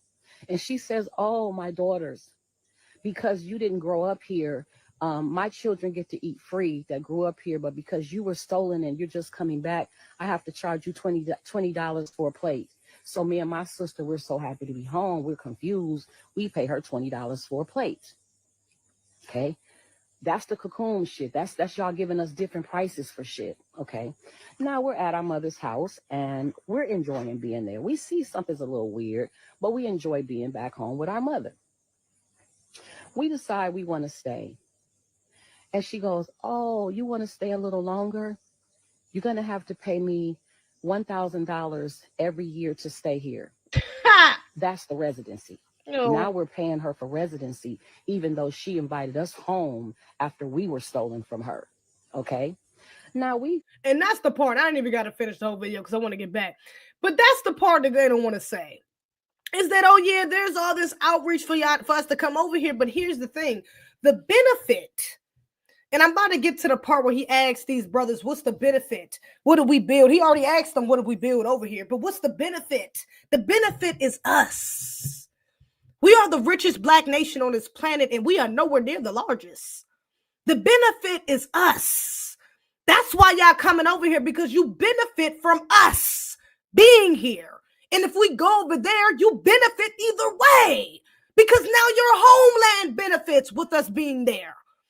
Y'all are not coming over here and adding a damn thing to our economy. Y'all are coming over here making little Ethiopia, little Ghana, little Nigeria, little this, that, and the other. Y'all creating stores and businesses in our neighborhoods and ain't giving a damn thing back to us. It's very much a vampiric relationship we have with you all. There's no reciprocation. That's the benefit. Oh, I can't wait till he get that part. I really wanted to save that for the part where he said that, but that's ultimately what it's getting to, is that we are the hot commodity. That's what it is. That's why y'all want us over there, and that's why you're fleeing here. You don't want to admit to that. You want to be disingenuous and, again, intellectually dishonest about it, but we all can see it for what it is. You're getting taxed over there by them damn Ghanaians, by them damn Africans, period, because at the end of the day, they know that we got it. That's why y'all over here getting it from us, and then you sending it back home. Y'all not over here setting up shop and trying to do something for Black Americans. That ain't what's happening. Y'all ain't doing nothing to give back to Black American neighborhoods or contribute to Black American stores or infrastructure. No. Y'all are sending y'all money back to your homeland. You're siphoning our money and sending it back to your homeland. And then you want to sit here with this fake ass outreach. Like, oh, come home. I'm your mother. We're your natural parents, and this is your homeland. And then when you get over there, it's $1,000. You know, I need $50 for a plate. I need $20 for a Coca-Cola. I need $20 for helping you put your bag up here. That's what it is. We're the hot commodity. That's why. That's the benefit. We are the fucking benefit. It's egregious, outrageous, everything between. Let me finish this. You're eliminating the fact that we built blood, sweat, tears, deaths. You know, so much. We are the biggest innovators. We built America. Why give up everything we built? America wouldn't exist off the pains and struggles of Black Americans. You don't just give that up. We also, with asking your question, we do also ask, why didn't Africans or other Caribbean people or other nations join us and make us a bigger nation in America? We built it. Everything came off our death. And every time we created something big, it was destroyed, burned down. Like where? What are you talking about? Oh, wait. I got this one. Like what? Like what? I don't believe that he doesn't know the answer to that question. Now, Dave is about to school him beautifully, but I don't believe he don't know the answer to that question. What do you mean, like what? This nigga's old enough to know what we built. You're old enough to hear the stories from our grandparents, to know what we've built in this damn country. You know what we built. But I'm going to let Dave school him. Don't worry. Wilmington, North Carolina, Eatonville, Rosewood, Tulsa, Philadelphia, Chester, Pennsylvania, Wilmington, North Carolina, Blackwater, South Carolina, and Jersey. Yeah, you know, there were plenty of places. Anytime we had any infrastructure, two things happened. They decided to integrate it. Look at have you been to Central Park? You know what Central Park is, right? It's a park. No, it's not. Central Park was actually a place called Seneca Village. It was when freed Black people decided to converge in one area, and they decided to redistrict that area, even though they owned the land and the houses that they built free and clear, and they destroyed those people, displaced those people, and built a park around it. There's no song Joni Mitchell said, "Don't it always seem to go that you don't know what you got till it's gone." They paved paradise and put up a parking lot. They paved paradise and put up Seneca Village. In Georgia, just outside of Atlanta, there's a place called Lake Lanier. It used to be a thriving Black town. They decided to kill the Black folks, get rid of the ones they couldn't kill, and then people right now are boating on it every weekend. That's what happened to us. That's what got destroyed. And what I'm telling you is, if you don't know this information as a journalist, as a professor, if you don't know this sort of information, shut the fuck up when it comes to Black Americans, period.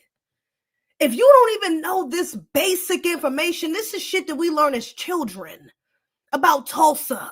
There was literally a video. I didn't even realize the little boy from Disney. What's the little boy name that was connected to China McClain and a couple of, I forgot, he passed a few years ago. I didn't realize this little boy was half Black. You know, I just seen a clip of him on Disney XD, a children's channel. I don't know if y'all remember Disney XD. But Disney had a little snippet on their channel, and it was showing, he was talking about, he was with his Black family, Black American family, and his grandmother lived through Tulsa. And she was up there talking about her experience from Tulsa.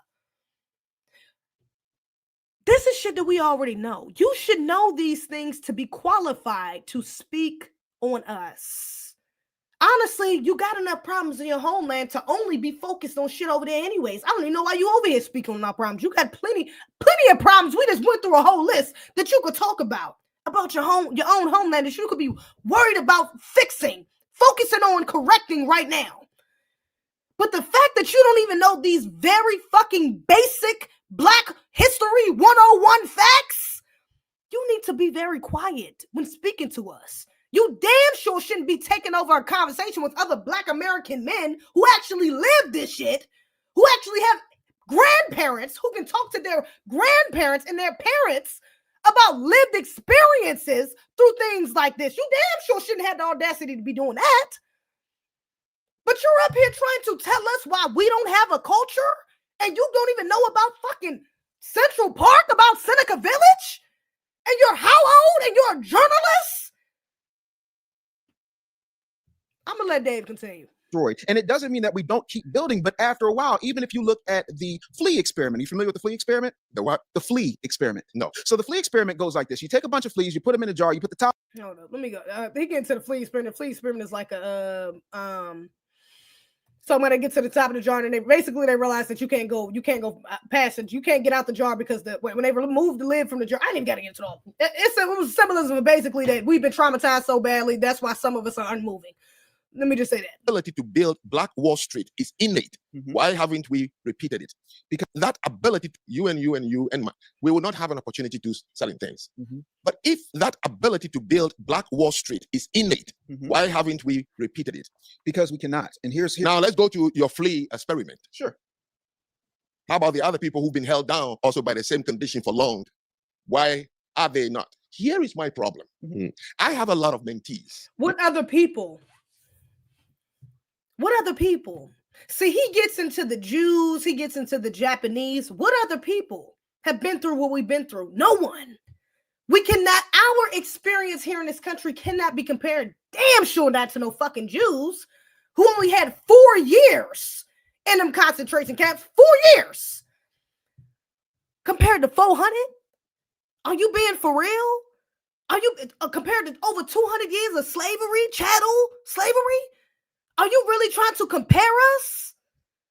Are you really trying to compare us to groups of people that were not stuck in we're not in a home, prisoners of war in their homeland, and never giving the proper reparations to repair their people? Because the Japanese got it and the Jews got it and all these other people that he want to list, you can't compare us to the people in your homeland because they're still very much being colonized.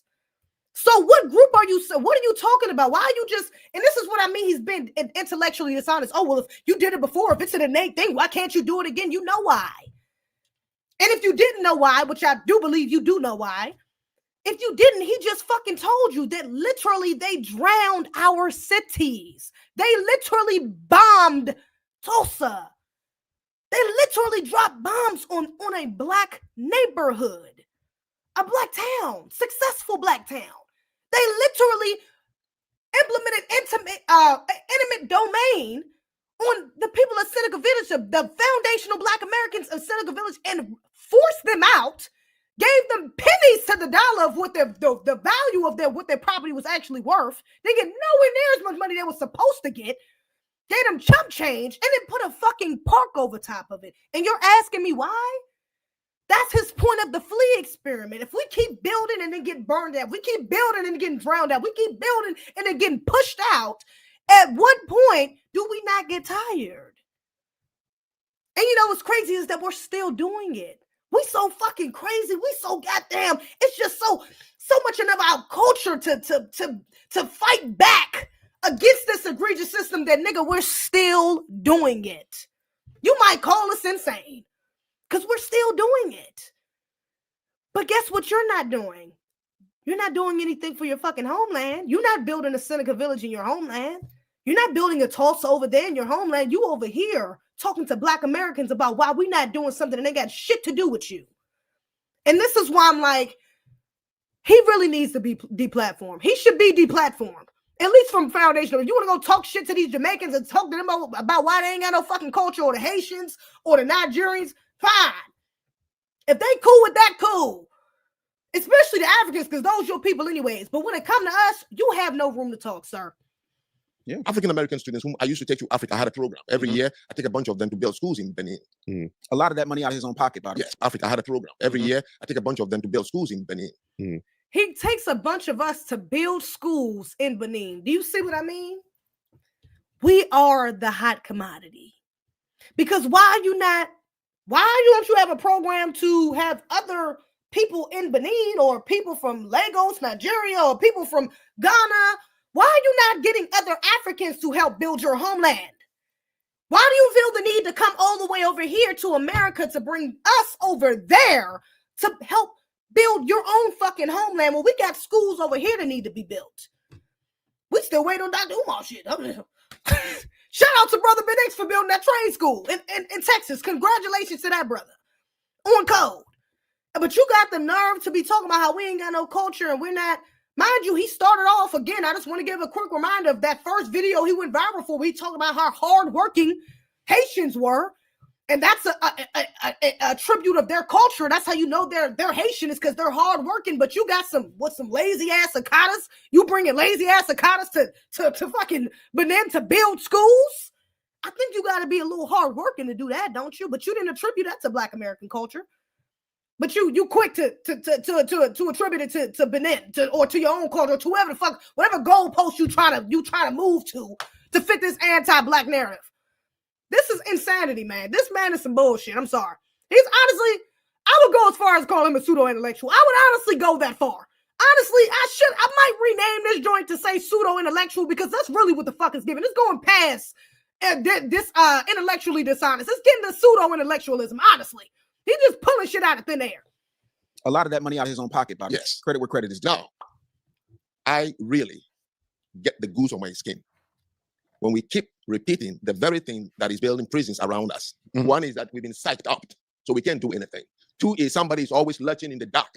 That's why we are the way to create a boogeyman fast. But the boogeyman only turns around and imprisons you and your own children. We are, okay? With your boundary. 2.8 million South African white. Then the people started bickering. They said apartheid was the reason the Black man was poor in South Africa.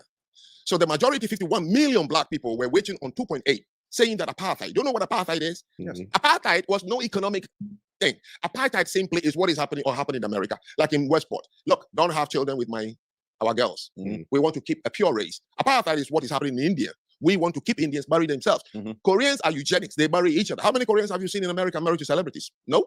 This motherfucker got to be a pseudo-intellectual. Y'all, I'm not even African, and I got to defend the South Africans on this. Apartheid was more than just not sleeping with white women. Apartheid was more than just not sleeping with white people. The fact that he belittled, appreciate that. If I ain't never seen that one before, thank you. The fact that he belittled apartheid to just, it's just not sleeping with white people. Baby, this nigga is hella anti-Black. Apartheid enforced strict divisions between white and non-Black people over there. It didn't just dictate where you live. I mean, who you slept with. It dictated where you lived, where you went to school, where you worked, where you went to church. And we're talking about non-Africans. You're talking about white Europeans coming over here and telling us where we can't go to school, where we can't work at, where we can't do this. And that was a form of oppression. You think them Africans would have really, I'm not going to some of them Africans do got white savior shit. I'm going to get it. I get it. But I'm not going to even put that on Africans, where they just made this huge deal about just not sleeping with white people. That's fucking asinine. Again. Intellectual dishonesty. That is literally apartheid. Apartheid was similar to segregation. What are we talking about? It was a different form of Jim Crow, and Jim Crow was a lot worse. Don't get it fucked up, okay? Because the Alger was still unique. All right, Hitler got out, formed his shit off ours. Dave Addis gonna get to that. But to just try to belittle it by saying it was just white men trying to keep their community and keep Africans from sleeping with their women, and so they wouldn't mix. So why do y'all have a colored class? Why do you got dumbass coons like Tyler coming over here talking about, I'm not black, I'm colored? Who's coming from South Africa? Who won't even recognize their blackness because they got that European blood in them. But it's just, we just wasn't mixing. That's all it was. You sound so ignorant. This nigga's a pseudo-intellectual. I might have to change this. He's really a pseudo-intellectual because even I can say that. I'm not even a Pan-Africanist. And I'm offended for the fucking South Africans. I'm like, nigga, what? Apartheid wasn't just that. Even the Black Americans, I think when my sister was in school, I might be putting that on. My sister was in high school. Well, she was in college in like, early 2000s. So it would be more my mother's generation. Would it be my mother? No, it wouldn't be my mother's generation. More like my aunties, right? Kind of auntie generation.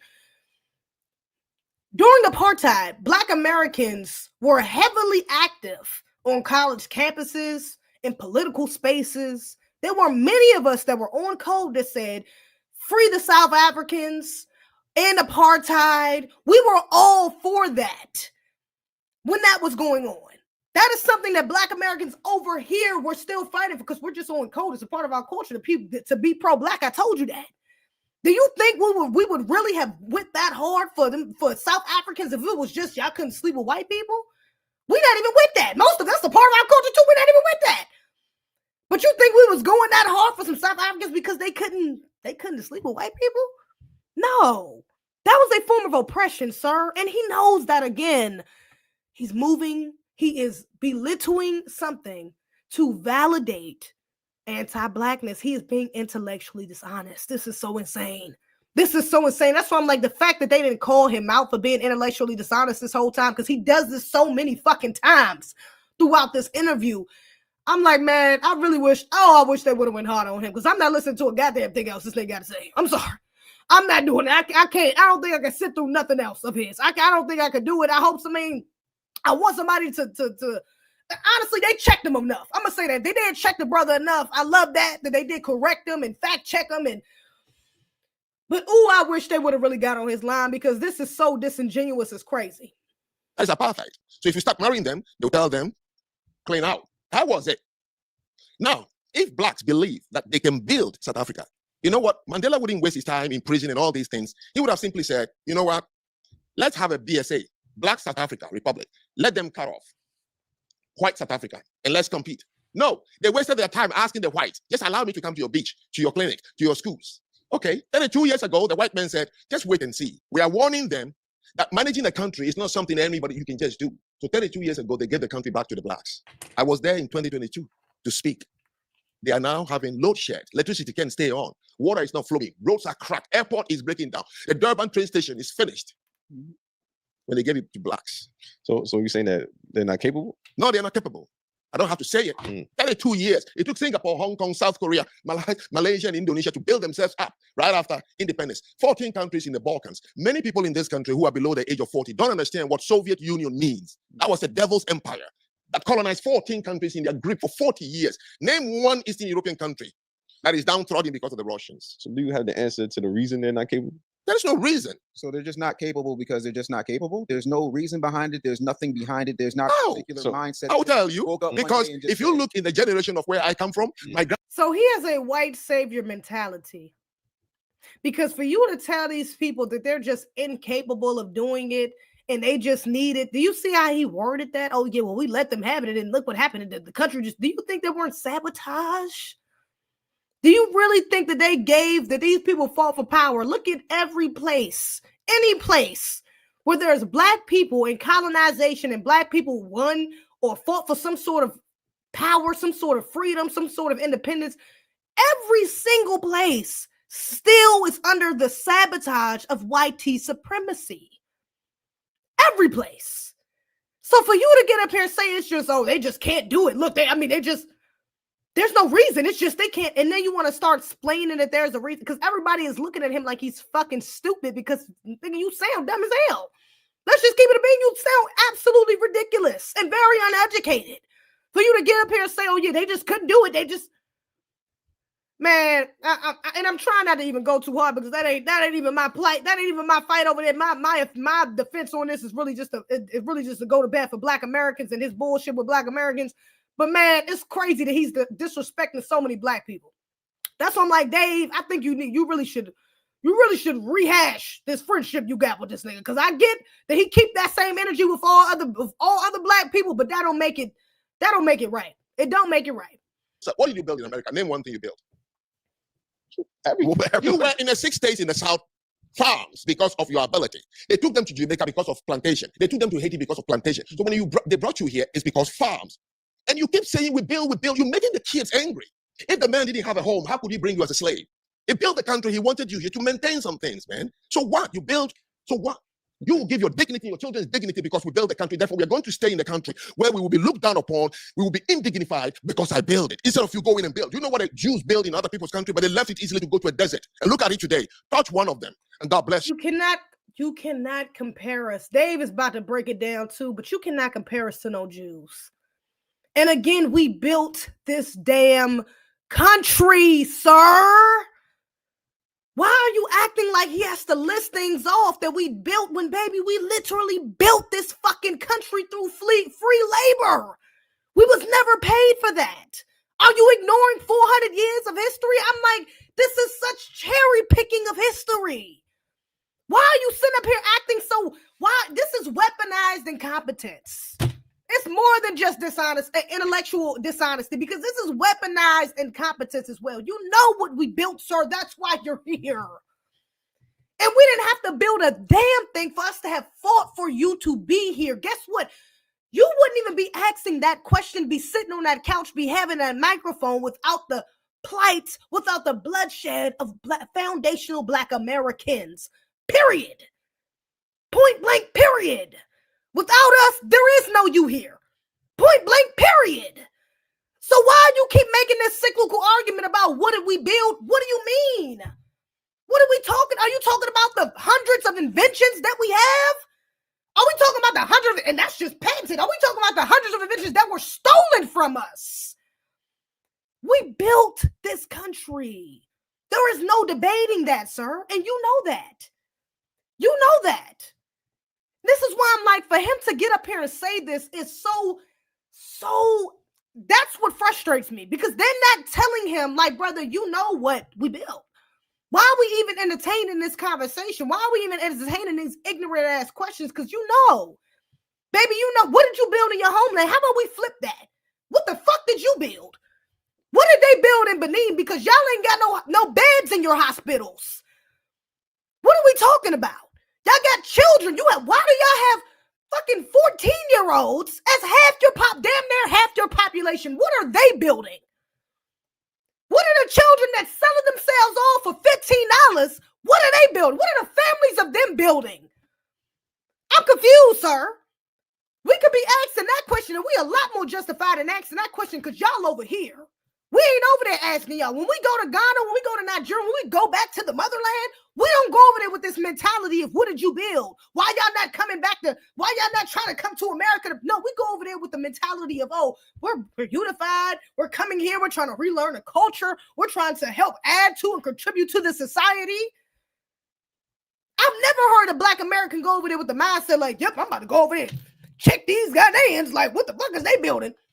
I'm about to go over there and ask them why they ain't doing shit, why they ain't progressing the way Black Americans are, because if we felt that way, we would still be here. Those of us that feel that way, stay here. We don't go to your homeland and ask these egregious, offensive questions, especially when they're so blatantly obvious, baby. You know what we did. I'm gonna let bruh check them, but this is just, I'm like, oh my God. I'm just like, oh my God, this is so egregious. A desert that was started and state sanctioned in 1946, the year my mother was born. A desert that also came with infrastructure, a desert that also came with banking systems, a desert that also came with absolutely no laws preventing them to build freely. But that I'm is saying hold on, Frank. I sat here very quietly. Okay, listening. sorry. I got 2 ears and 1 mouth, so I was listening twice as much as I normally talk. Jews were allowed to build institutions, hospitals, banks, all of those things over time. And when they left what was happening because of Hitler, they also came with their wealth intact. And they were allowed to commune together and build those things without infrastructure. You know what happened right after emancipation? The federal government created something called the Freedmen's Bank. You familiar with the Freedmen's Bank? I've heard of it. I'm not familiar. So the Freedmen's Bank. You don't even know what the damn Freedmen's. You've heard of it, but you're not familiar with the Freedmen's Bank, sir. And you asking us what the fuck we built. Shut your ass. How is this nigga got a platform, man? Was marketed to black people, foundational black Americans, recently freed men. That's why it's called the Freedmen's Bank, as a place for them to take the money they had acquired over time, either from sharecropping, what they had earned from buying their freedom or whatever the case may be. And they all put their money into the Freedmen's Bank. And you know what happened? The government and the robber barons and the people running the Freedmen's Bank took all of their money. Do you know how many black owned and operated banks there are currently in these United States? No. 22. Most of those are completely underfunded, and they don't have a network that does not get the same support from the FDIC as a Wells Fargo, Chase Manhattan, all of those things. These things are unique. There is, in fact, and you know this because you have lived. I've lived in 34 cities in 19 states. I've been around. I understand how certain things go. But can you right now, with your wealth and the people that you know, how much land in Chinatown anywhere in the United States can you buy right now? Which Chinatown? The one here? Any Chinatown. How much can you buy right now? Well, I don't know. Zero. They won't allow it. How much can you buy in the Diamond District in any place? Let's just start in New York. How much can you buy? How much can you buy? Know those. Zero. Yeah. Because you don't know a damn thing. And this is what I'm saying. So many times this brother eloquently speaks truth to power and checks this non-black, this anti-black bullshit that he's speaking, this rhetoric. And he's sitting there and acting like this does not matter. He's sitting there acting like how can we sit here and fake like him not knowing this information is not telling of the lack of qualification he has to be speaking on what he's saying, speaking on us. You can't be an outsider hating from outside the goddamn club, and you don't even know what's going on in the club.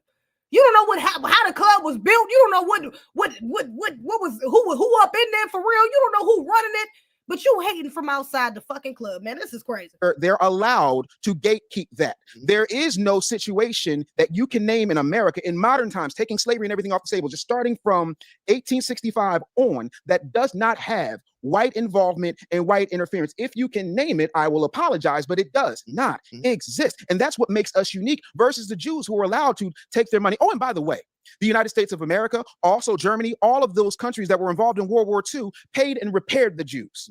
Japanese Americans who were put in internment camps because America allegedly was afraid of another Pearl Harbor, but we all know historically that was some BS because they knew Pearl Harbor was going to happen before it happened and they allowed it to happen, took the Japanese Americans out of their homes, out of their stores, out of their businesses, out of their communities, and put them in internment camps. And when they released them when the war was over, you know what they did? They repaired them financially. They gave them grants, land grants. So it's easy to talk about, well, look at what the Jews did, this, that, and the third, because the other part of that is you can freely, without especially with, I mean, I think honestly, let me just say this too, because anybody who sits up there to compare us to them people specifically, you know what you're doing. You know what you're doing, because I mean, y'all know I keep the 10-foot bonnet on. You ain't even got to have the 10-foot bonnet to do a fucking quick Google search, baby. Look at who's at the top of every fucking industry that even makes it $1. Guess who's benefiting off that dollar? Guess who's at the top of that dollar? Are we being fucking for real? You really going to compare us to them? Are you really going to compare us to them? I mean, I think anybody doing that is just, I mean, it's a red flag. It's automatically like that's anti-black. They're automatically anti-black. I think it's just such an obvious red flag. 92 and continues on, because if it bleeds, it leads. You got a mass comm degree. I got a mass comm degree. Hell, I was a mass comm professor at Temple University. You know as well as I do that sensation always sells, and nothing sells more than anything else. You know what a gaper delay is, right? A gaper delay. So pretend you're in traffic. This nigga don't know nothing. Yeah. This nigga don't know nothing.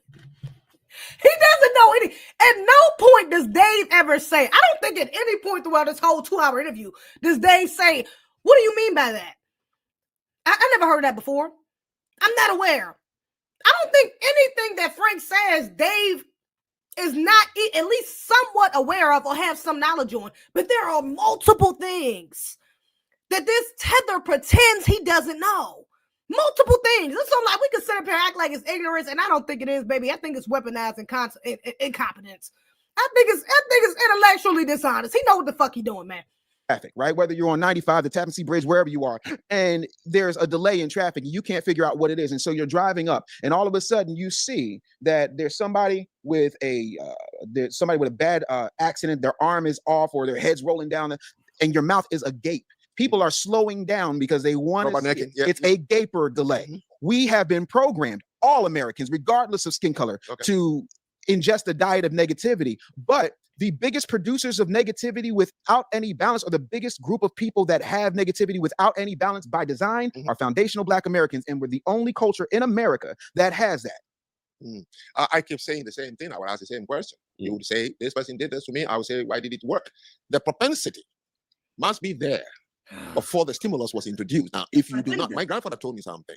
He said, anything that happens to you, forget about the result. And this is on this part he's talking about. I don't feel like going back, but on this part, Dave is saying this because he gets into the tether gets into, oh well, you all put it inside your music, you put it inside your media about how degenerate you are. What do you mean? It's not that we get this idea from YT people that y'all aren't good people, or that y'all just unalive each other, and that y'all are all about degeneracy. It's because it's in your music. I don't know who wrote Tupac's lyrics. I don't know who wrote Biggie's lyrics. And mind you, Biggie is Jamaican, half Jamaican. Was he half Jamaican or whole Jamaican? Full Jamaican. I think he was half Jamaican, half FBA. Is he half FBA? Y'all let me know in the comments. And Tupac, even bringing up somebody like Tupac, who, yes, he does have some egregious things in some of his music, but he also has some very pro-Black conscious music as well. So that's not even a good example for real. But he's trying to make this point that, oh, well, y'all put this on yourselves. Oh, well, where I live, this is how you all behave. Most Black Americans do not behave in a degenerate way. We got some hoods, we got some ghettos, we got we got a few people that's suffering from the side effects of YT supremacy. Yes, and they are very ignorant or egregious or, belligerent or ratchet or ghetto, or however you want to put it. Yeah, we got some, sure.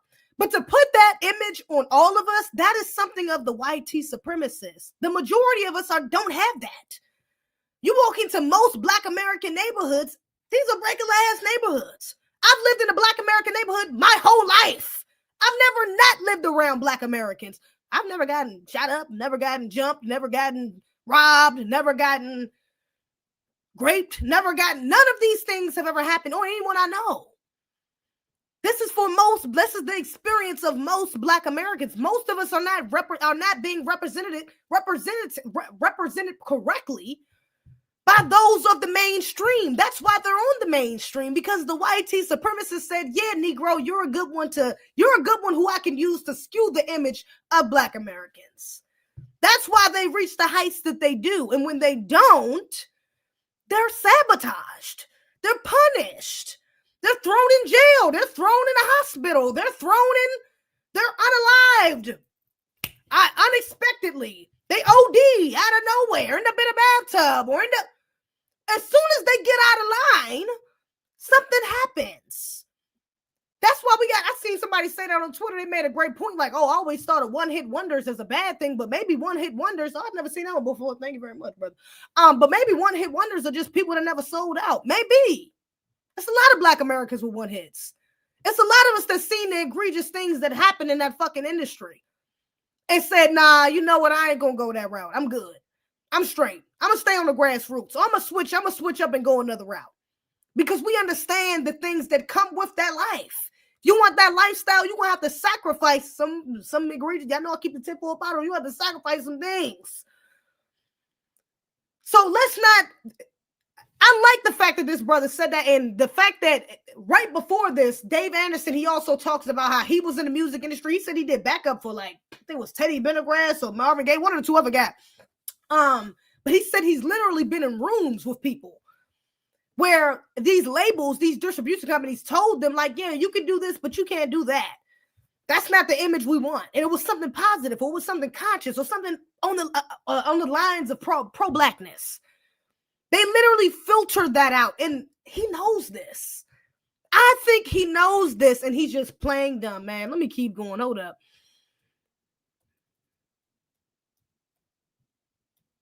we don't have the resource. We can't leverage resources like they do in Africa. We built. I'm asking about the ability for you to do the things he listed. Why are they not doing them on the continent? If it's I can't speak of the continent. I can only speak about Black Americans in this country. Like this is what we did in this country with less resources, with less, and we still speak about the most. Why are they not doing it?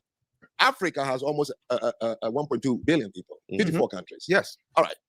African Americans, 13%, maybe 54 million, right? All right. If these abilities you keep naming, that you can build a country like America, you can invent all the things. Yeah. Right.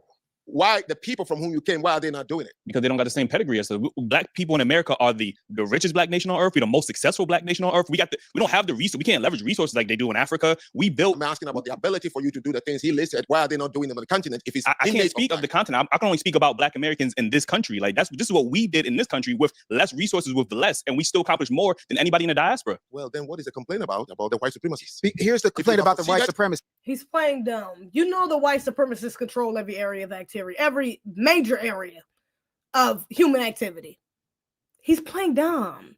The same reason why we're not going over there and build something. He's talking about why we're not doing over there, which we are, actually. The Black Americans that are going over there are building over there. That's why y'all asking us, y'all fiending for us to come over there. Some of y'all are begging for us to come over there because we are building over there. So that's a lie.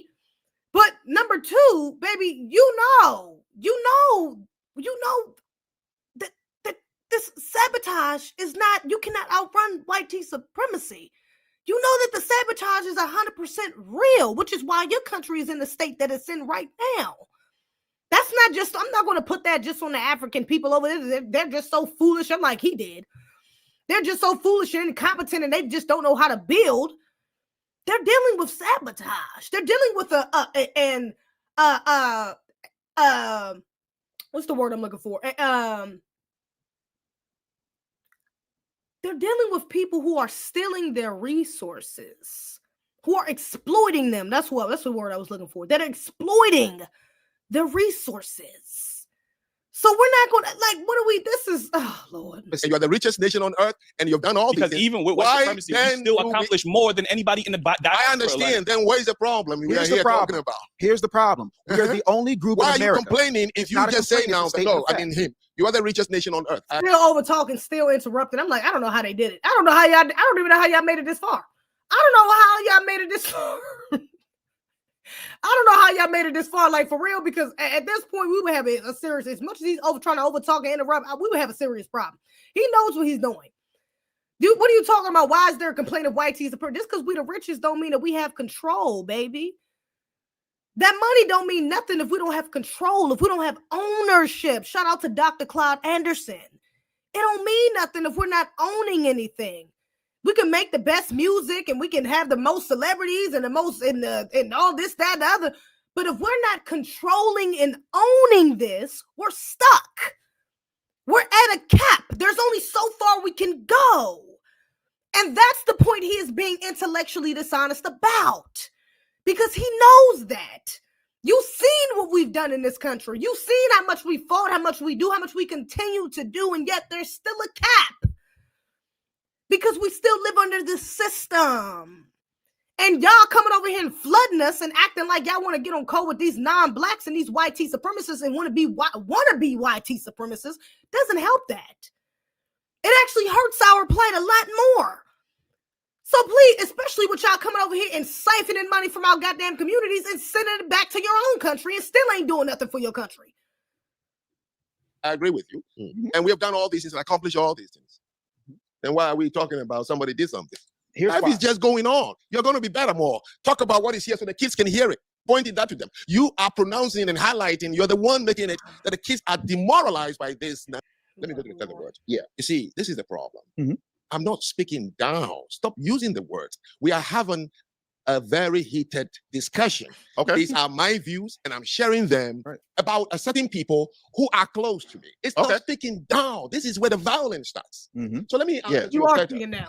You are speaking down. You're also speaking down on your own people, which is absolutely egregious, outrageous, everything between. But it doesn't justify you speaking down on us. What to study, all right? And I have remained in this country. I raised my hand and I swore oath to the white government to say I want to be a naturalized citizen, and he accepted me. I've worked my butt off, incorporate my own non-profit, and now my destiny. So I don't know what you mean by benefit. No, I worked Myself, just like I work in many countries, places where there were no black people, but I succeeded. I lived in Japan for 4 years. I've been in China, Malaysia, Indonesia, everywhere. So it's no different from my hard work and my attitude to be in this country. So I don't want anybody to tell me that I came here to benefit from anybody. So if somebody called me a feather, I'll say he must have a good reason to call me that. That shouldn't make an enemy at all for me and another person. I mean, well, it does make you a tether, because why not go to any other country? And this is why, again, dishonesty, being disingenuous.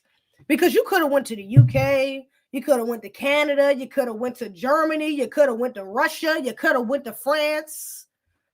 Why'd you choose the US? And you see how he emphasized, yeah, I swore my oath to this white tea government and da-da-da-da, and I worked hard and now I'm here. I don't see what the big deal is. The big deal is that you're not anywhere else but here. You could have lived in 1,000 damn countries. Guess what? I don't give a damn, because you're still here. And you're being dishonest about why you're here. You're here because of the benefits. If it was benefits in Canada, why are you not there? If it was benefits in Spain or Brazil or, again, Russia, Germany, one of these YT countries, it's all these other YT countries you could have went to. Why not go there? Why is that? Because you benefit from us. And I mean, hold up, before I go in on this benefit, because I got some more to say about this. I'm gonna let the brother respond. I just want to play this one little part, but I got some more about this benefits that he lying about. Still a benefit to come to the country, because you wouldn't have came here if it wasn't a benefit, right? What benefit? Why did you come here? I came here to go to school and I stayed. Just like any place. That's my freedom to choose any place, including the desert, if I want to. But you came here because there was more opportunity here. I came here to go to school. I stayed. I told you I could go home and live big, but I don't want to deal with the headache of what I'll get at home. So this is the country I choose to live in. And you mean the headache of mostly the people over there being living under the poverty line, right? You see how he doesn't want to elaborate on that. He just said, I don't want to live with the headache. Yeah, because over there you might get robbed. Nah, you might live lavish, but you're gonna have to live on your fucking toes. You're gonna be on your P's and Q's 24/7. Because guess what? They're gonna be looking. They're gonna be looking for a handout. Somebody gonna be looking to get what you got, because most of them over there ain't got it. That's why you over here. There is a benefit. Let me let him finish. Hold up. Go ahead. There's 2 points I want to make, actually. There is some Black Americans that have come to this country, and like you said, you was already well off financially. You said your employer paid you. You already came over here with over 100 grand. You said, right, to go to school. Yes. So you already was established coming here. There's some black immigrants that are the same way. They come here established already, and then they come here and then look down upon the Black Americans, just like something we say in Black America. You didn't get it out the mud like how we did. So now some people come over here in the diaspora that are already established, and now they want to say, damn, you know what? You didn't work as hard as me, and they already got a pass. Like, you get what I'm saying? But that's the type of rhetoric. That's when we have the panels. That's the type of rhetoric. Okay, you guys are lazy. You guys are going off of government assistance when you guys came here already established. Some of you guys, I'm not saying all of them. Okay, let me make it clear. I wasn't already established. Okay, as a reporter, coming over here with 100 grand. That's more than most people. Not my money. Scholarship. It doesn't matter. Scholarship given to the United States government because of me doesn't mean my money. So I wasn't established. No. Established, I don't know what it means, but I knew that I was an emotionally stable, well-structured, sophisticated gentleman from Africa. That is what that matters to me. Okay? I'm not interested in the American dream and wealth and house and picket fence and all these flashy cars. Go and see outside what I brought here. 2014 Kia Soul with 188,000 miles on it. I've never bought a brand new car in this country because I don't need it. Yeah, neither do I. Okay, so every black man don't think you need a Ferrari. I'm just waiting to die. That's it, and I chose to die in America. What is the point? Like, I got something from somebody. If anything, I bet the white man whose country I came to, and he gave me the citizenship. Not a Japanese, not a Chinese, not an African American. There we go, and there is the anti-blackness. At this point, I feel like it should have been called out that he's anti-black or he holds some sort of anti-black American vitriol. At this point, it should have been called out. Because for you to attribute that, everything that you've gained out of this country to the white man, and you're supposed to be a fucking journalist. You're supposed to have been an educated African professor who's bringing Black Americans over to Benin to build schools and shit. You're supposed to be up here in this tier where you have all this knowledge about culture and relations and all this other shit, but you're going to attribute all of your success to the YT man? And you're going to ignore the fact that Black Americans have been over here for centuries fighting for the rights to actually even be human, to be considered human beings. Literally, you wouldn't even be considered human coming over here without us, without our fight. And mind you, these people benefit from our scholarships. There are scholarships that are meant for Black Americans, that these immigrants come over here. Maybe not him. I don't know what scholarship he had, but there are immigrants over here, especially the first and second generations, that think they can just Americanize their way into our lineage. They could just stay over here for you. They could have one or two parents over here, and now they're just American.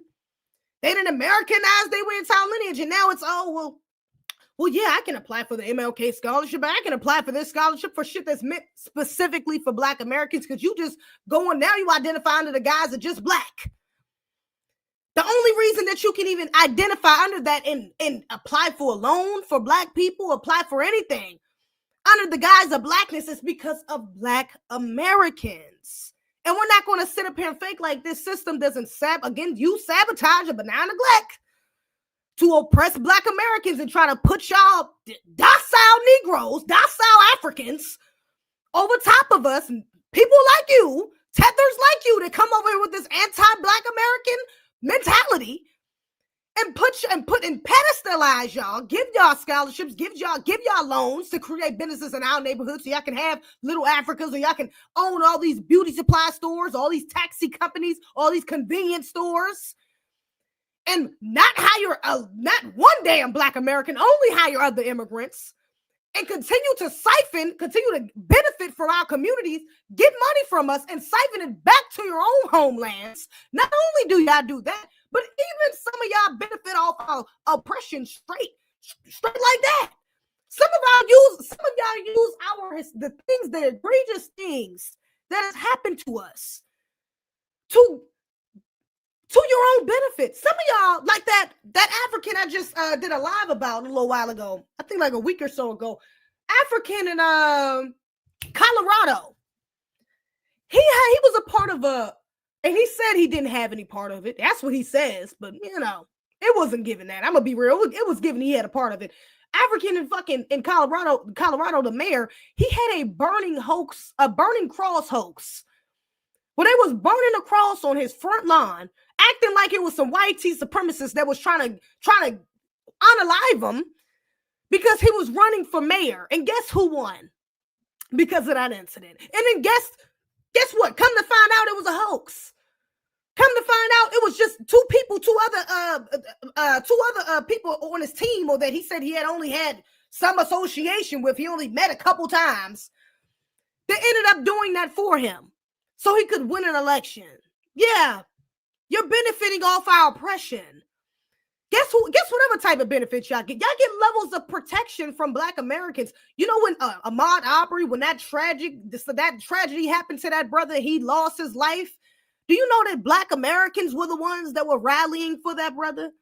Black Americans were the ones that said justice for Ahmaud Arbery. Do you know that his African ass family went up in that fucking courtroom and hugged that white supremacist?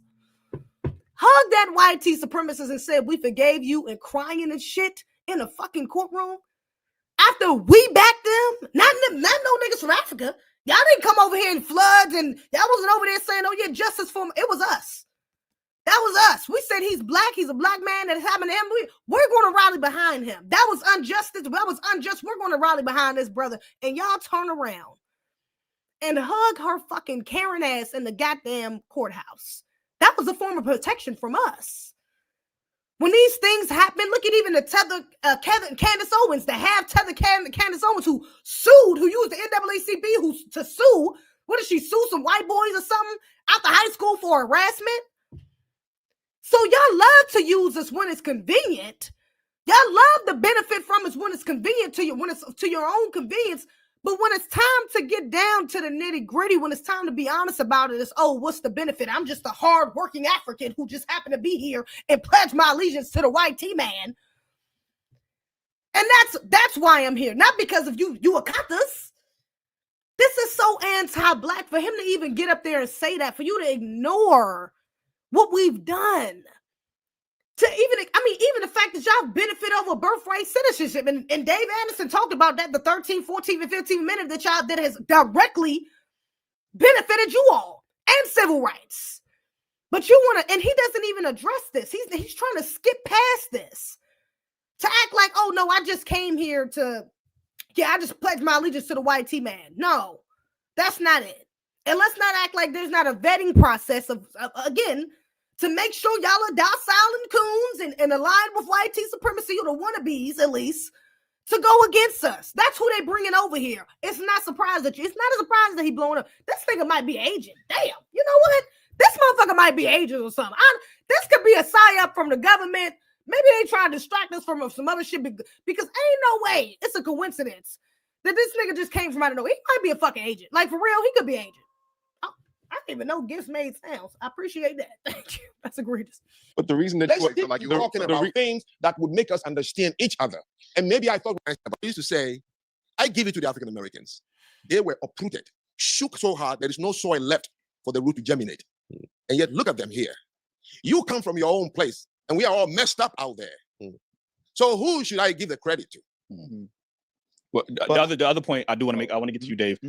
You said that you said at your own mouth that you didn't want to go back and deal with what you have to deal with in your country, right? I think that is the difference between Black Americans, because we stood here in fault. We didn't have that luxury to leave our country and go live somewhere else and benefit off the hard work of other people. You said at your own mouth, I don't want to go back home and deal with what my country's dealing with right now. I'd rather stay over here in America. And I think that's the difference between foundational Black Americans and Black immigrants, is that you guys are leaving your situations instead of staying and fighting and making your situation better. That way the citizens don't have to leave and go somewhere else to live a better lifestyle for themselves and their family. You guys chose to go to another country instead of staying and fighting, fixing the corrupt politicians, fixing the economy, fixing the poverty, fixing the crime rate, fixing the educational attainment. You guys chose to leave, especially the brilliant minds. They are leaving their countries to go live elsewhere. That's not something Black Americans have in us. We stood here on fault. Japan was the #1 economy for about 20-something years until the Why bubble the burst. fuck you ain't in Japan? Shut the hell up.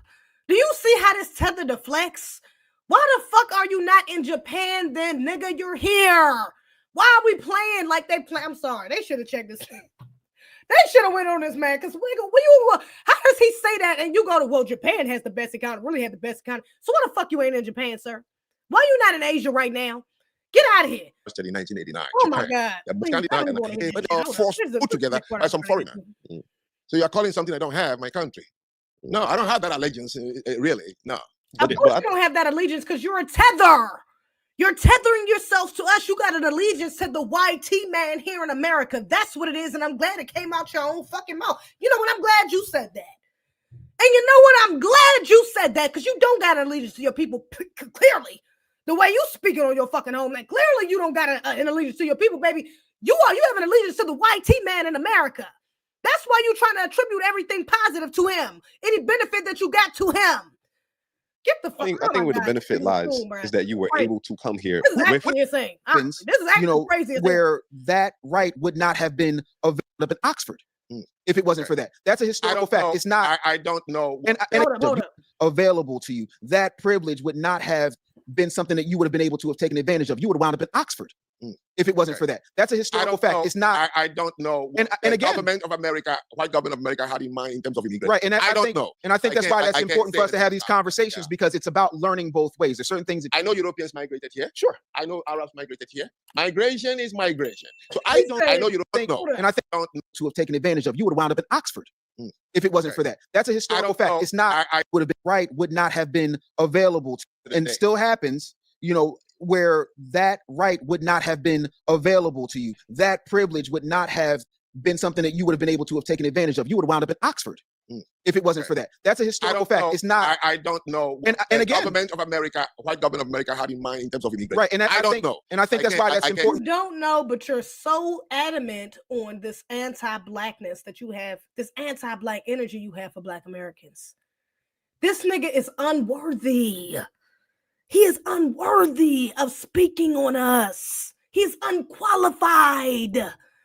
He has zero qualifications to be speaking on foundational Black American fucking period, culture, anything. The experience, our history, he does not qualify. How are you going to sit up here and say you don't know these things, sir? But you're up here trying to talk to Black Americans about what we do and do not do.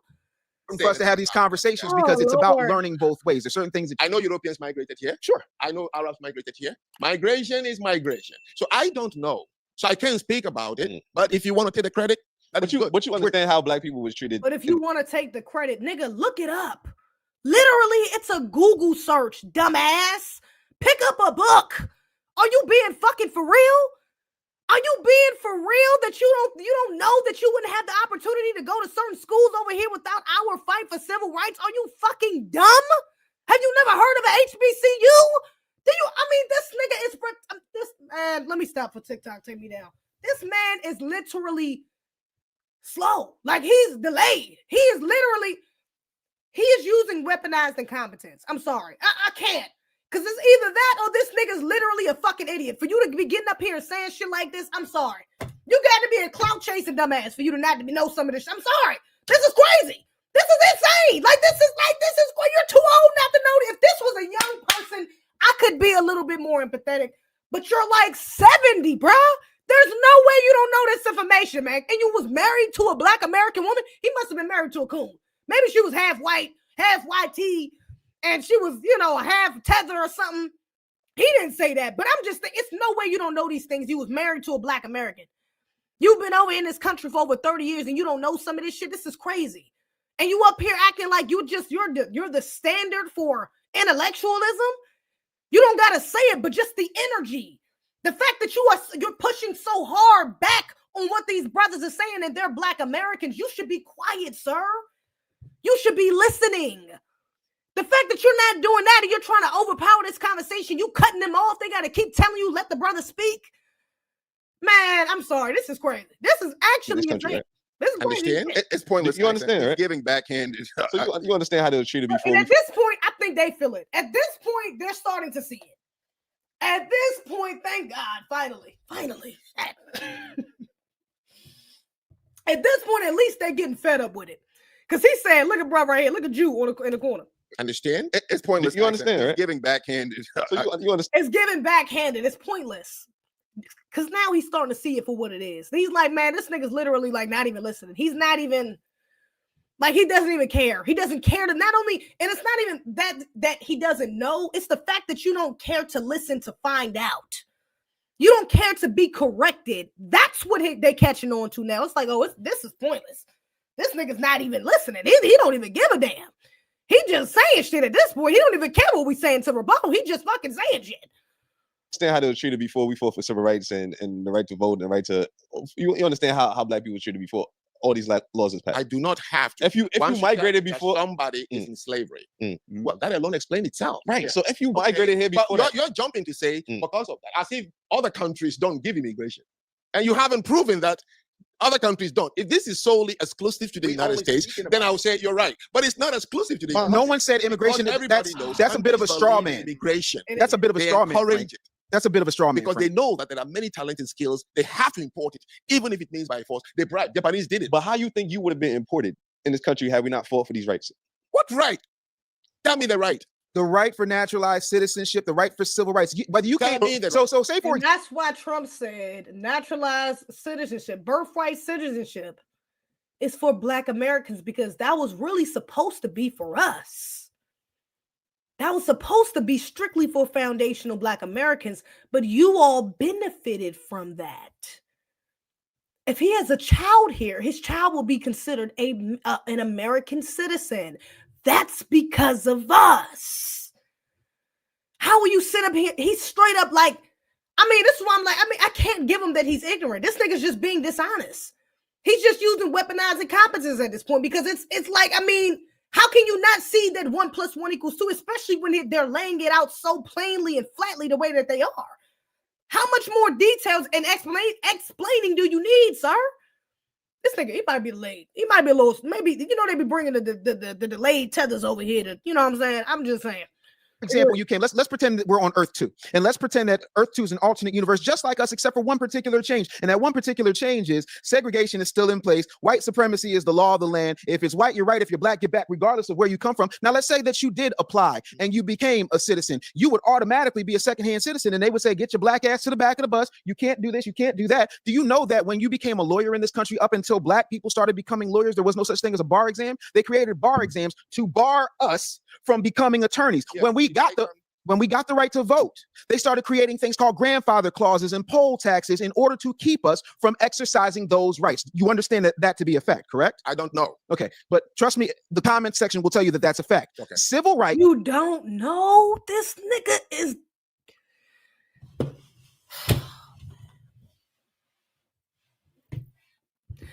This nigga don't know nothing. Apparently he don't know nothing. This is why I'm like, I can't. It's no way this nigga does not know this much shit. It's no way he don't know this much, bruh. Everything that Dave says, every example, every historical fact that Dave is giving, I don't know. I can't say that to be true. I don't know. Nigga, so why are you talking? Shut the fuck up and ask questions. Not anti-black questions like, what did you benefit from? What did you build? Ask some genuine questions so you can learn. This nigga has no yearning to learn from this conversation. He has no intention on learning from this, from hearing these brothers, from hearing a different perspective, from shifting his perspective. He is strictly here to spread anti-black propaganda. That just sold it for me. That right there just sold it for me. How the fuck don't you know these things, man? You're too old for this. This is crazy. Hold on, let me get to the next man. God damn. This is absolutely insane. Where's the next one at? Hold up. What's my next marker I got? 145? Hold up. A couple minutes after. Which that is the places in Europe. That with something. You're trying to make an argument that, when slavery was over and I fought for civil rights, it's why you came here. I would buy that argument. I'll bow to you if you told me that was exclusive to the United States, because other countries do not allow black people to go to anywhere. It is exclusive to the United States. What the fuck are you talking about? Where's the black people in Russia, or the black people in Germany, or the black people that fought for civil rights for other immigrants? What the fuck are you like? That's literally. Let me let it continue. This is crazy. This is insane. It's not the case. Now tell me what I'm benefiting. Again. No, he said it. Please go ahead. I'm telling you. No. Name it items, please. Just name the item that you're benefiting from. Yes. The reason that you were able to. No. What is the item? It's a business relationship I have with the United States of America. I brought money. I pay taxes on my money. The reason you were able to do that is because I'm asking you. Give me the benefits. I can't. Exactly. Okay. I can't. So let me. They tired. I'm glad they fed up. At this point, the brothers is just like, man, this nigga's not going to hear it. He don't want to hear it. You don't want to hear it. Hold up. I don't. Frank. Here's what I need you to understand. Right? Immigration is not something that is unique to America.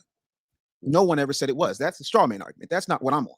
Here's what I am on. Are you familiar with the Nuremberg laws? What? The Nuremberg laws. Yeah, in Germany? Yes, in Germany. Okay. Do you know where those came from? No, I don't. No. See, Hitler went on record. No, let's talk about no. I'm making you got Black Americans. I just want to say that. You give me too many history lessons. No. I can verify. Because you don't know I'm not going to follow you because you're not a history expert. No. So don't give me histories like as if you're teaching a high school kid. Just no, I'm not trying to teach a high school. Nigga, this fucking ignorant ass tether. This ignorant ass anti-black. This ignorant ass, delayed, slow, fucking dumbass, idiotic, unqualified, egregious tether just got up here with his chest. Don't tell me about history. Y'all, the conversation should have ended a long time ago. If this motherfucker gets any more platform after this shit, this is crazy. This nigga just said, don't tell me about any more history, because I can't validate it. Nigga, it's in history books. Pick up a book. You telling me you ain't put them no history books in your 30 years of being here? Did you read about the laws that Black Americans fought? Are you dumb? Like this nigga, this is weaponized incompetence. This is why, y'all, this is just a snippet of how I was feeling. When I tell y'all I was yelling at the screen. Y'all, I was yelling at the screen when I seen this shit. Nigga, are you for real? Did you just say with your whole chest, don't tell me about history? And mind you, this is the same motherfucker that got up here and is talking for 10 minutes straight. He's taking 7 minutes to answer a 2-minute question. Really, a 1-minute question. This motherfucker is taking 7 minutes, and as soon as Dave takes his time, because when Dave takes his time, he's not using word salad and word vomit just to go every other place to come back to an anti-black point. He's building to get to his valid, true pro-black point and correct statement. He's not doing this to deflect from the conversation. He's giving you context that our Jim Crow laws were literally used to be structured to oppress the very people you're trying to compare us to.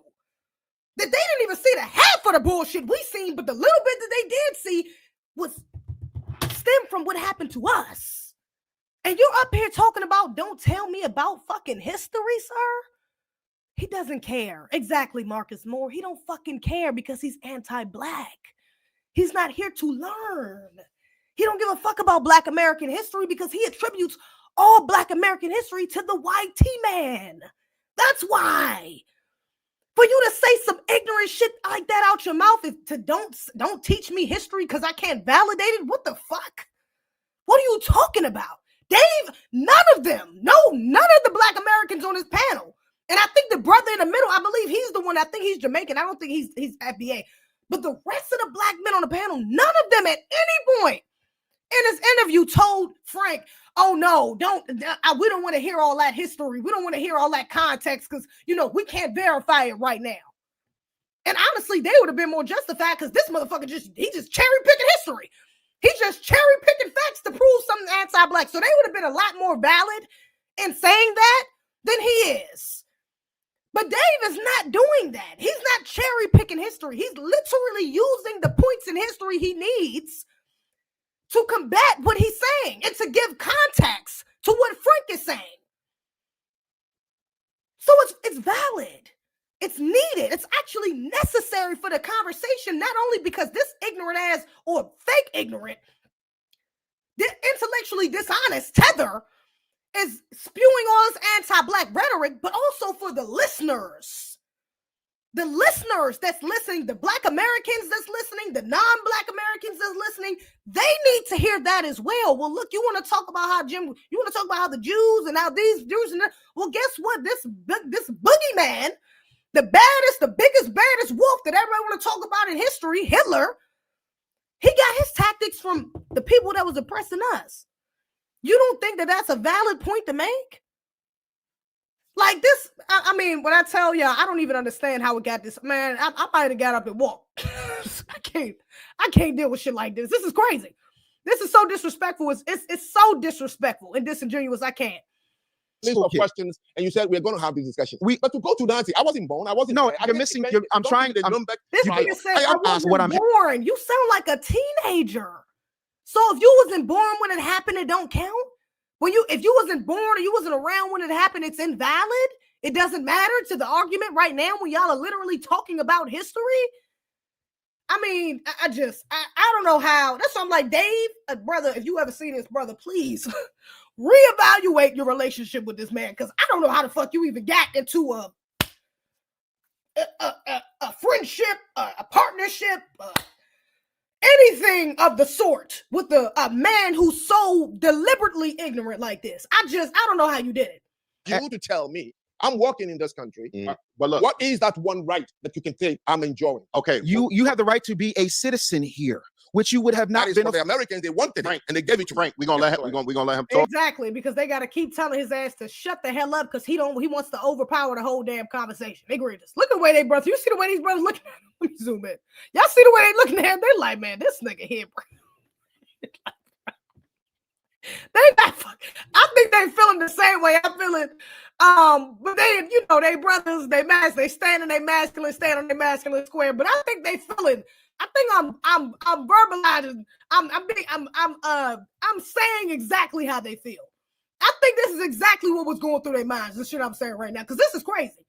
We let you talk. Let him have his moment. You have the right to sit down in a classroom and pay for tuition that you would not have been able to do in any place in the United States, with very few exceptions, if it were not for civil rights. That is an irrefutable fact. And the reason I was bringing up the Nuremberg laws is because Jim Crow in and of itself was so bad that Hitler modeled the Nuremberg laws off of Jim Crow. And I'm not trying to give you a history lesson, but there's a lot of history that comes with foundational Black Americans that you do not know that would change your perspective. We came here for this conversation, not so much to try and convince you or you to try and convince me, but to have a exchange of ideas so that you can understand our perspective and we can understand yours. When we had our initial phone conversation, we talked about the importance of people understanding that you are not coming from a place where you're trying to demean people and people are threatening your life. And, your team is like, should we call the FBI? And you're like, nah, but this is insane. To the point where when we were talking, you said, well, this group, Foundational Black Americans. I said, no, Frank, it's not a group. It's a lineage. That's what it means.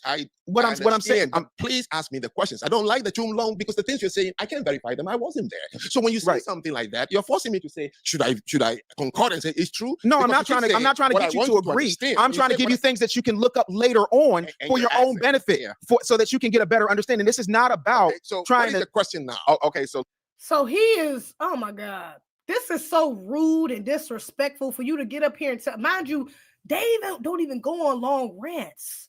His responses are nowhere near as long as Frank's. Yet as soon as this brother get to popping his shit, as soon as he gets to correcting him, because that's what's happening. That's really what it is. It's bothering him that he doesn't have the intellectual fortitude to actually go back and forth with this man. So now you're using the cop out of, oh, well, I wasn't there. I wasn't there, so it doesn't count. And I mean, you're trying to get me to agree when I can't agree because I'm not sure because you're ignorant.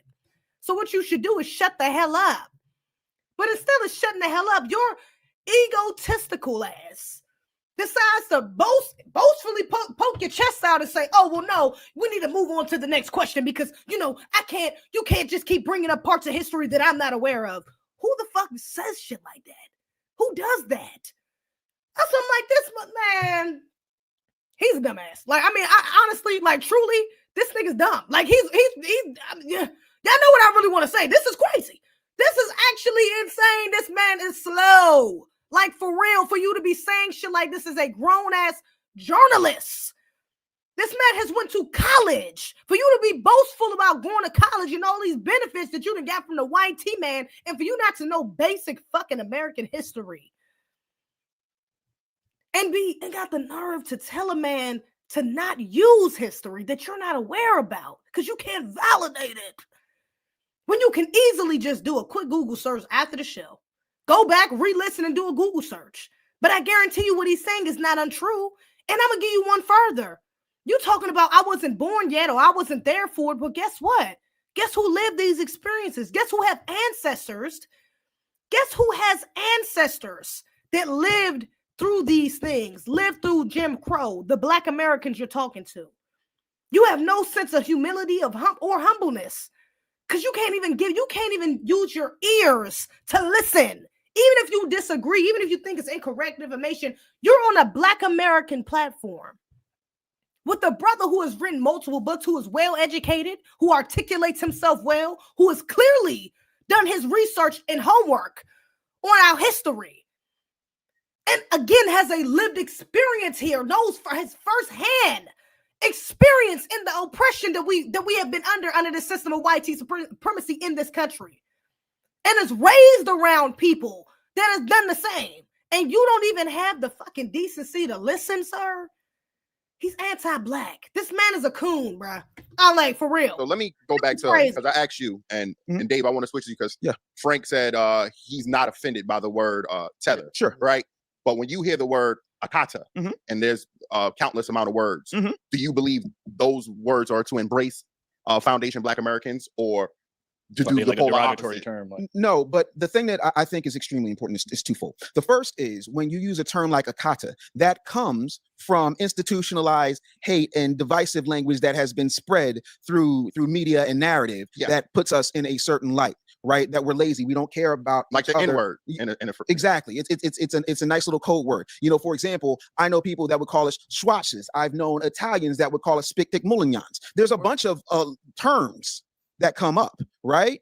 The thing that people don't understand when it comes to the tether word is it's not every single person who is Black who decides to become a naturalized citizen and take the oath. That is extreme ignorance. A tether is somebody that goes out of their. The hatred overrides logic. Thank you, sir. Somebody just said it on my TikTok live.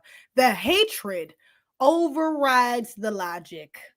Precisely. That is precisely what it is. The anti-Blackness overrides the logic. That's precisely what it is. A way to disparage, disrespect, and not understand the heritage, the sacrifice, and the contributions of foundational Black Americans to the fact that they are here. You are tethering yourself because the average person, we had this conversation the last time I was here, the average person can't tell an African from a Jamaican, from a Ghanaian, from a foundational because they don't have a basis. It's just like many Black folks don't know the difference between a Japanese, a Chinese, a Vietnamese, or a Korean. They don't know. They just put us all in one boat. So when you come here, they're just like, you're black. But our unique distinction is we did fight for the right for Frank to be able to come over here and sit in the classroom, to be a citizen with all of the rights that are imbued in us, life, liberty, and pursuit of happiness by the U.S. Constitution. We fought for that uniquely, and that part is unique. Immigration is not unique. Having people come and become naturalized citizens is not unique. But Black people and other people, other marginalized groups who are not white Anglo-Saxon Protestants, being able to take advantage of the same freedoms, the same benefits, the same laws that are inalienable, God-given rights according to manifest destiny in the U.S. Constitution is uniquely because of what we fought for. Thank you. Beautifully said, Anderson. Thank you. Yes. Why is that? That's the name in the airways. That's what they called African Americans. Yes. Of the West swung at him in that movie. I hated the whole thing. Okay. But if you go to any of the West African countries, especially Ghana, in the airway language of Ghana, your name is Amayibo Yovo, the black white man. The black white man? Yes. Why is that? That's the name in the airways. That's what they called African Americans. And is that what do y'all call the Caribbeans? And why do we have a specific term? What are the Caribbeans called? You must understand that United States and they call us the black YT man. And see, this is what I'm saying. He's not being honest. He has a level of YT saviorship that is programmed within him. That's that YT savior mentality. For you to think that, for you to attribute or connect us to the YT man, the black YT man is what you call us, and you're going to act like that's not offensive? That's not more offensive than an African booty scratcher? You're trying to connect us to the YT man. You're trying to connect our history, our plight, our power, our identity to the YT man. And that's not offensive? That's just, let me see what he says. Let's see. And mind you, it's just us. It's just us. Not the Caribbeans, not nobody else. It's just us. Not those in Brazil and Spain, and not nobody else. Just us. Okay. Sub-Saharan Africa, things that happened, and the people who came and went, Maya Angelou, the 60s movement was never between Caribbeans and what is it called? Africa. It was between American blacks and Africa. So we came to see more of you. Now, the word gaijin. Does anybody here know the word gaijin? No. So gaijin is Japanese word for foreigner. Because y'all seen more of us, that justifies, that's why. So you're talking about in the 60s though. What about today? Because there's black people in the UK, there's Africans specifically, and the Caribbeans that have moved to the UK, moved to Canada. There's some in Spain. Why aren't they called the African YT man? Why aren't they called the Jamaican YT man, the Nigerian YT man? You talking about some shit from the 60s. Maybe I can give you a little leeway for then.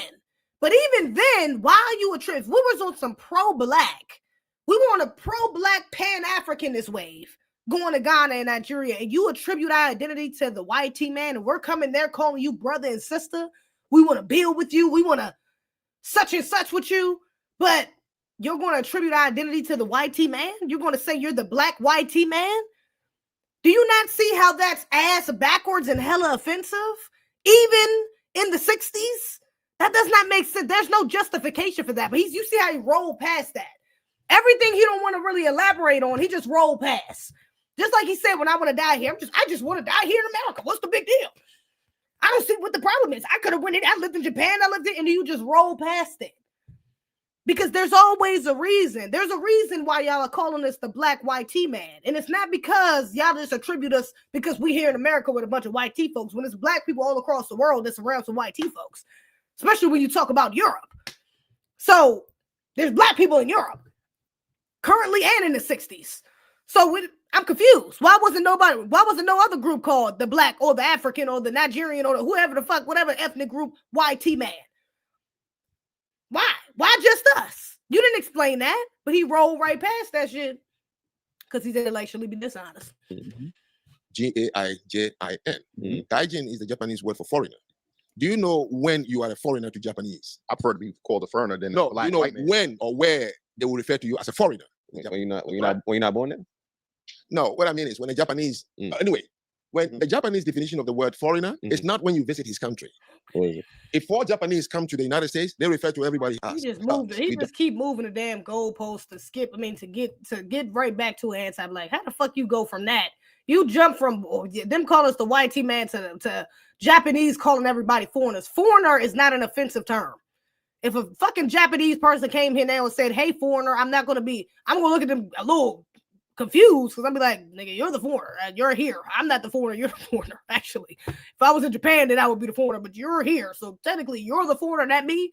But I'm not really offended by that, especially if they call everyone that. You just took a term and compare. You just took a term that they use for everybody versus a term that y'all only use for us. You're moving the goalposts. This is intellectually dishonest. Westerners have spatial.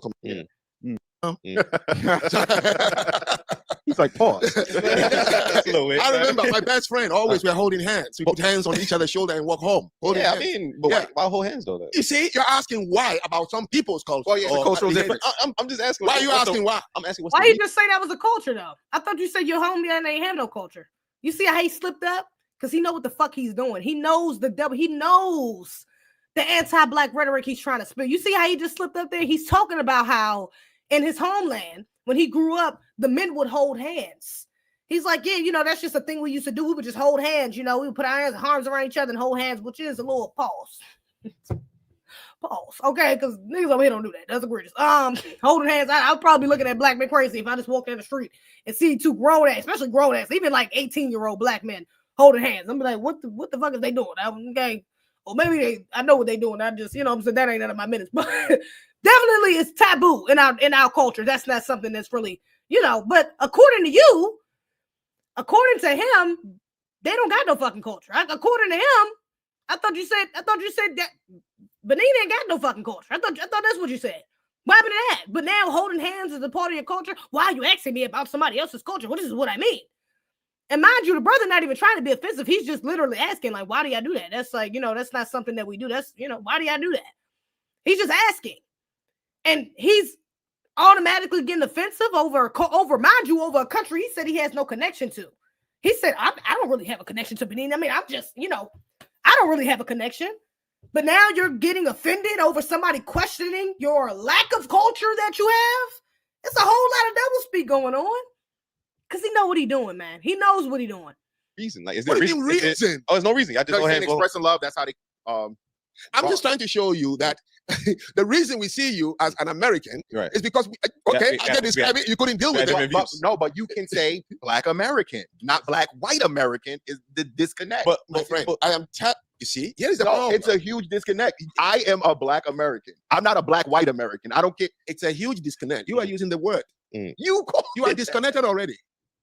No, you're when you visit my country, I have to help you understand many things and how to do it. So where is the disconnect? The disconnect is just like you have to be shown how to do things over here. You niggas don't come over here and know how to use the metro. Ain't no fucking metro in Benin. Ain't no buses. Train stations running in Benin. What are we talking about?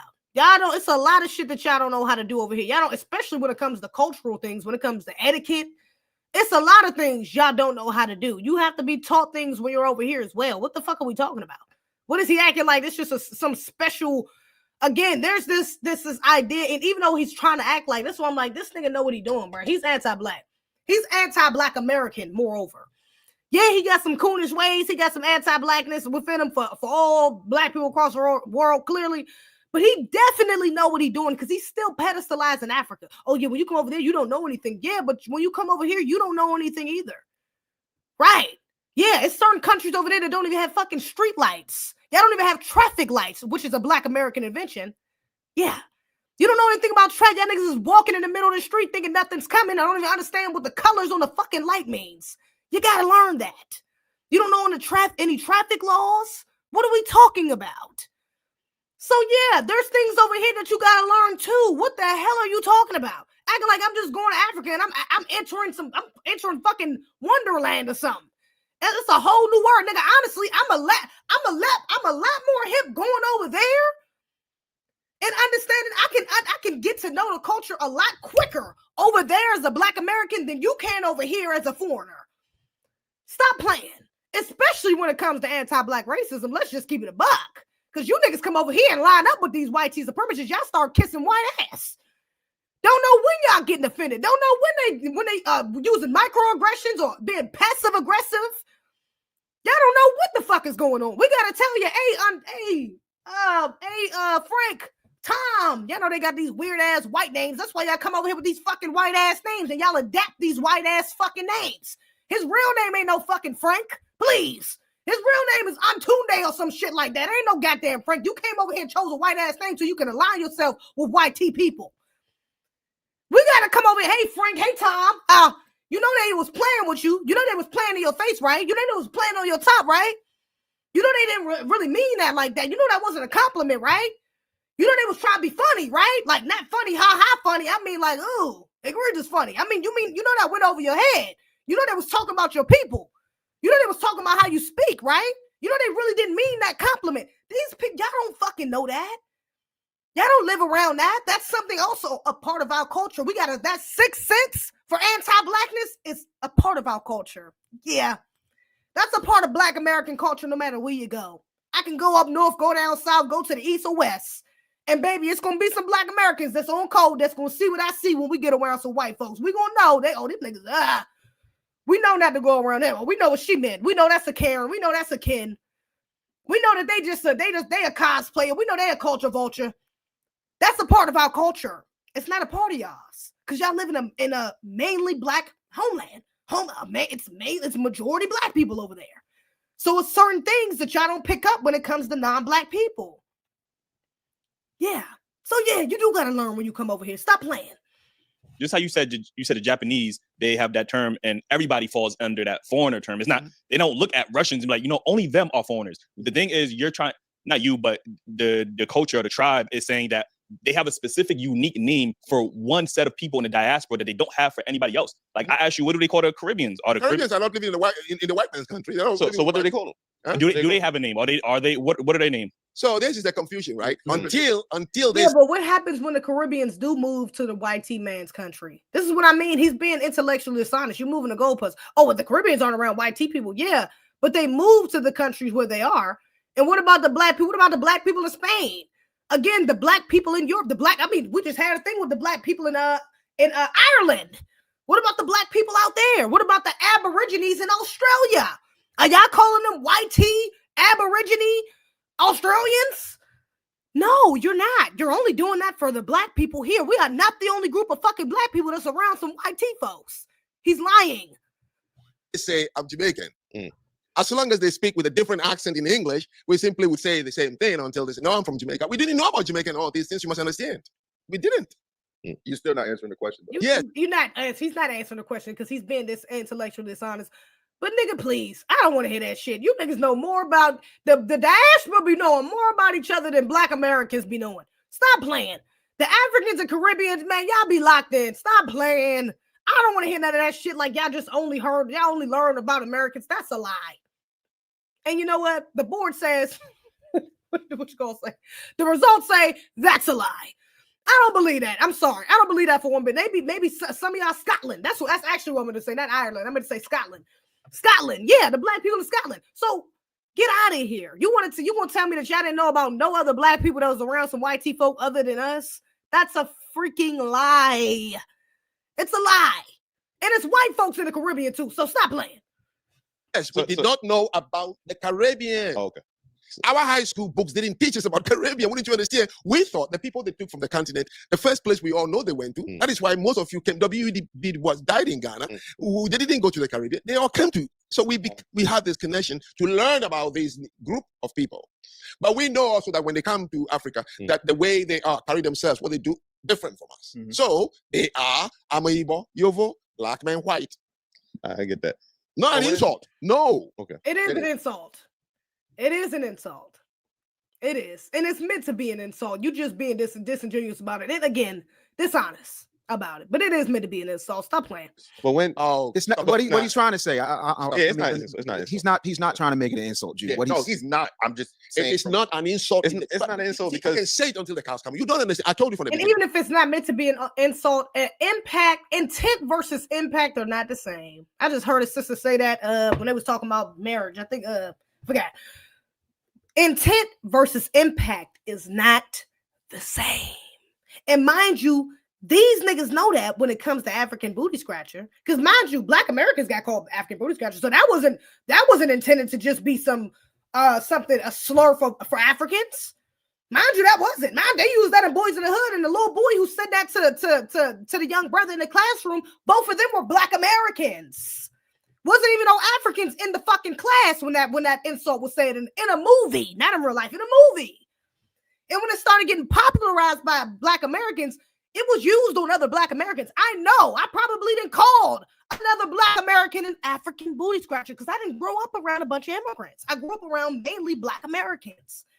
And the few immigrants I did grow up around really hid their immigrant background unless it was hard to hide, like their mother had them coming to school in some fucking flip-flops, some sandals, and some damn khaki pants looking like a white T-boy because they don't know how to dress.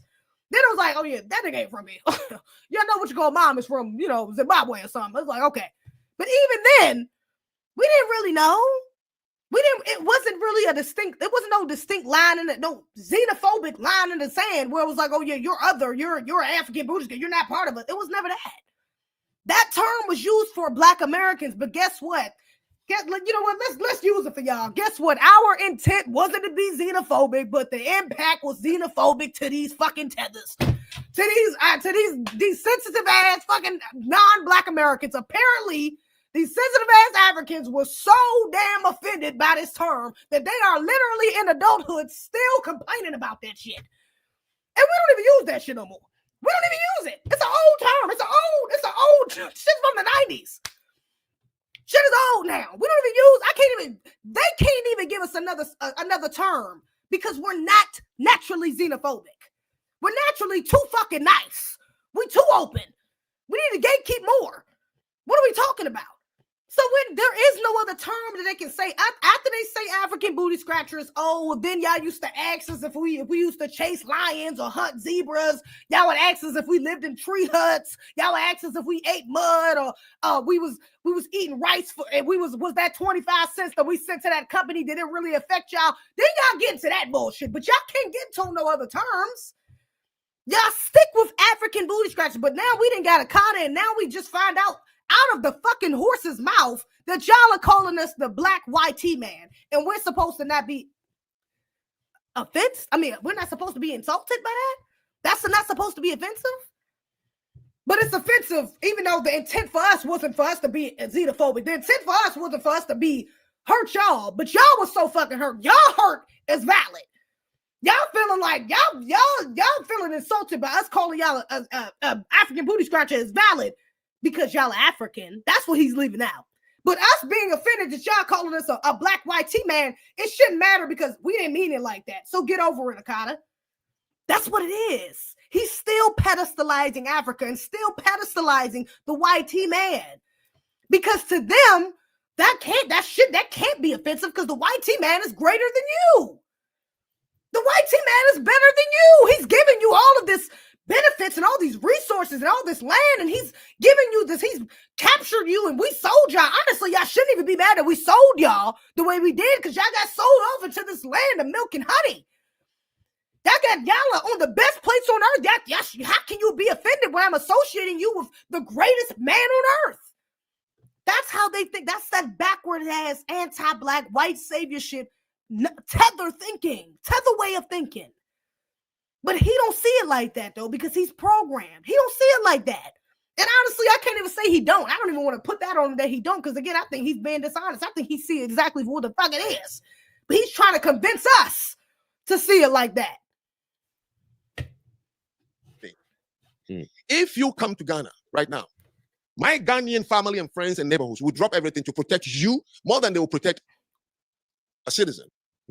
I've seen it. You think that's a flex? Let me just run that back. If you come to Ghana right now, My Ghanaian family and friends and neighborhoods will drop everything to protect you more than they will protect a citizen. You think that's a flex? You think your people protecting us more than your own people is a flex? That's egregious. Do you think if a foreigner comes over here, do you think our people are going to protect foreigners more than they protect us? You're crazy. That's not a good thing. It's not a flex. I don't even know why he said it like that, like it was a good, that's a problem. Y'all got some serious self-hatred going on over there. If y'all think that protecting others before yourself is, that's not how you preserve. It's called self-preservation. That's first. Why the fuck would you protect an American before you protect somebody that's of your culture? That literally don't even make sense. That's actually absolutely egregious that you would that you think. I'm sorry. That you think that I'm sorry, I'm looking at something else, my bad. That you think that that's a good thing. It's not. It's very telling of the culture that you have. Actually, that's egregious. Y'all selling each other out like that. That's crazy. Mm-hmm. I've seen it. Okay, but you don't appreciate it, and this is the problem that is causing the disconnect. You have to. No, you don't. What you mean you don't appreciate it? You don't, because Maya Angelou lived in Ghana for 14 years. Okay. What did she write about Ghana? Have you read it? No. Exactly. But he can quote me all the way to Nazi. Why didn't you read what she said about living in Ghana for 14 years? So that means how about W.E.B. Du Bois, who moved to Ghana and died in Ghana? He can quote me back to Nazis? Hold up. No. Exactly. But he can quote me all the way to Nazi. So, first of all, what? First of all, you're talking to this brother and referring to another brother, what another brother said. Dave didn't say that he didn't read what Maya Angelou said about Ghana or what other people who have moved to, other Black Americans that moved to Ghana said. What are we talking about? And again, even if they did, that doesn't mean that every Black American went over there had a positive experience. We just reacted to one. And honestly, it don't take nothing for me to look up another one. It's plenty of videos, plenty of Black Americans saying specifically about Ghana, their bad experiences they had. It was a sister up there. Matter of fact, I remember on Tariq's live, it was a sister on Tariq's live who said, she was talking about how she moved over there. And she was like, yeah, you know, when you buy a house over here, you don't really own it. You don't own the house. I think she was saying, I don't want to get the sister words mixed up, but she was saying something along the lines of, you only pay for like 50%, and like 50% of it is owned by it's owned really by the government, but like basically you're renting it out, so you're paying for it. You can do what you want to it, but really it's not yours. It's the government's. So there's a bunch of different little, trick bags that they put Black Americans in over there that he's ignoring. He's trying to pedestalize Africa. And then it's the same nigga that said, oh, I don't believe in Pan-Africanism. I don't think Pan-Africanism. I don't believe. This is the same nigga that actually he goes on to say at the end of the interview, oh yeah, I don't think we should unify. Unify with what? We should only be unified if we can trade. That's that anti-Blackness right there. That's that vampiric mentality that they have right there. Them tethers that they have. Because it's not about a trading the goddamn. You don't give a fuck about trading. You give a fuck about what you can get. You care about what you can get from Black Americans. That's really what it is. So you want us to come over there. You're trying to push this whole narrative of, oh yeah, Black Americans should go over there. When really this is a Black planet. This is all about land. Every part of this earth belongs to Black Americans. Stop playing. Except for maybe them Caucasus Mountains, where the fuck them white folks should have stayed at. But every part of this earth, it belongs to Black people. So whether we want to stay here or go there, baby, we have a right to be anywhere. Because melanated beings are the original people of any part of the planet. So yes, we have a claim to this land. Don't sit here and act like, oh yeah, we just need to move back. And why does it matter? Why does it matter what she said? If she was over there for 13 years, guess what? She moved over here. Didn't she die here? If I'm not mistaken, correct me in the comments. But did she not die on U.S. soil?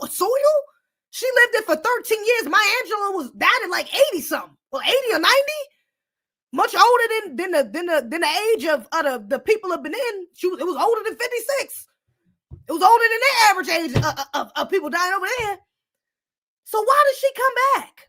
There was a reason. I don't give a damn how much she talked about how well it was and how much. There's a reason why she came back. Yeah. And that's what you don't want to talk about. He's cherry picking. Why didn't you read what she said about living in Ghana for 14 years? So that means How about W.E.B. Du Bois, who moved to Ghana and died in Ghana? What he wrote about Ghana, did you read it? No, you didn't. How about the myriads of other academics who moved out of this country to Ghana because Ghana was a black star? You know, Nkrumah was the first person to get independence, so everybody thought, whoa, whoa, whoa. So it became a place when Muhammad Ali and Malcolm X met in the elevator and refused to shake hands, which is what hurt Muhammad Ali until he died in Ghana. So you didn't read anybody who went to Ghana. But Malcolm and Muhammad Ali both died on this soil. Yeah. Muhammad Ali didn't go back to Ghana to live. He never said he was going to Ghana to live. Muhammad Ali was hella pro-Black American. Stop playing. That brother's on code. Shout out to the ancestor. He was for sure on code. That brother was not going to no other country to die on no other soil but here. He was only going to die here. Period. So I don't even know why you got his name in your fucking mouth. Yeah, they went over there for one thing. Sure, that one thing. Sure. That's what's up. Malcolm took a trip over there too. Okay, cool. But let's be honest, the only way I will say this. I think the only way Malcolm would have went over there and stayed would have been if he thought he would have if he knew that the American government was on the way to unalive him, and that was his only way out. Then maybe he would have done that just like Asada Shakur did, but Asada Shakur a little bit different. She, you know what I'm saying, she didn't go to Ghana, she went to Cuba. But that's mainly the reason why we flee. If we're going to flee, it's because our life is at risk. Our life is at stake. So, yeah, we don't really have a choice because, it's either down the soil or get the fuck out of here. Maybe live on somebody else's. But at least it's going to be somebody else with some other Black people we're going to be around. And we still be hella pro-Black even when we go. So let's not, I don't know why he's using, first of all, keep our fucking ancestors' name out your mouth. And then stop it. You anti-Black, you're a coon. I don't even want you speaking on our ancestors. Just get the hell out of here. Don't even speak on our ancestors. You don't even know our history. You don't even know our history. So please don't speak on our ancestors. Don't do that. Cherry picking ancestors. All West Africa, what they said about that place. So you wouldn't have a reason, and you are right, to even understand how the people in Sub-Saharan Africa wanted so much. And then we arrive here. And then we have these kind of feelings, so we don't. Okay, so what I would say is, because I'm a man and a man of honor and respect, I apologize if I was taken. You're a good man, right? Good man. Oh, Lord, Jew, you shouldn't apologize for a damn thing. To hell with this Negro. To hell with this tether. Please. To hell with this tether. You shouldn't apologize for shit. This nigga been disrespectful the whole fucking show. He ain't apologized for a goddamn thing. Please. In the same way, I want you to understand, like, I'll even go to the minuscule thing of African booty scratch, whatever the case. How young Black kids connect. You guys hold hands, right? So teenagers, you could be 30 years old holding a man's hand, and that's how you bond, right? But how me and these young Black brothers, we crack on each other. Yeah. You can have You can have $1 million, and I'm gonna find a way to make somebody laugh at you. You fucking rich motherfucker, get out of my face. That's what Black men do. It's an African thing. No, but look, I'm telling you, we cannot distinguish. That's not an African thing. The fucking Africans don't go the way we do. Y'all niggas don't joke the way we joke. Stop playing. That's not African. And then you want to, again, he either wants to attribute anything about us back to Africa or to the white man. Nothing gets attributed to us or to our culture. Please. Understand from your culture. I apologize. Oh, no. You're good. We have different ways. I'm glad you brought it up because it allows us to know. When we speak to African brothers and we're cracking jokes at them, they have that disdain for us, but that's how we bond. Yeah. So what he's saying is, in essence, the term African booty scratcher is just like any other thing. Like when I was a kid, I got called chubby, I got called big head, I got called egghead, all that stuff. I got called Sinbad and Arsenio because I had a high butt. Like that's just part of who we are, because that's not something. What's the word I'm looking for? That's something that's not uniquely ingrained in your culture. It can be a core memory insult to you, a sign of disrespect, when it's actually a term of endearment. It means that you part of the crew. Good try, but no. The year of return started in 2019 in Ghana. Yes. You know how many people have gone to Ghana? A lot, including Umar Johnson got a citizenship. Yep. Did anybody in Ghana, Nigeria, Benin, Togo call y'all by any name as an endearment? You don't call somebody. They got called a black white man. That was a term of endearment, apparently to y'all, but it ain't to us. This is what I mean. He's going back and forth, man. This nigga's a coon. I can't. He's anti-Black American. I'm done. That's it.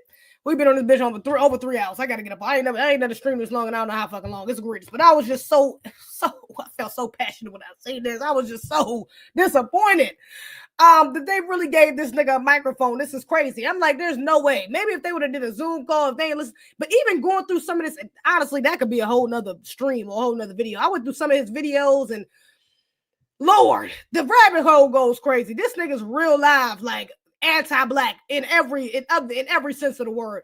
And he does pedestalize Africans, even though he's trying to act like he doesn't, and he wants to be honest about all these other countries that don't have cultures, that don't really have cultures, and et cetera, et cetera. Man, African booty scratching, it ain't that damn deep. I'm sorry. It's not. It's not the same as Akata, and it's not the same as black, white, T-man, baby. Stop playing.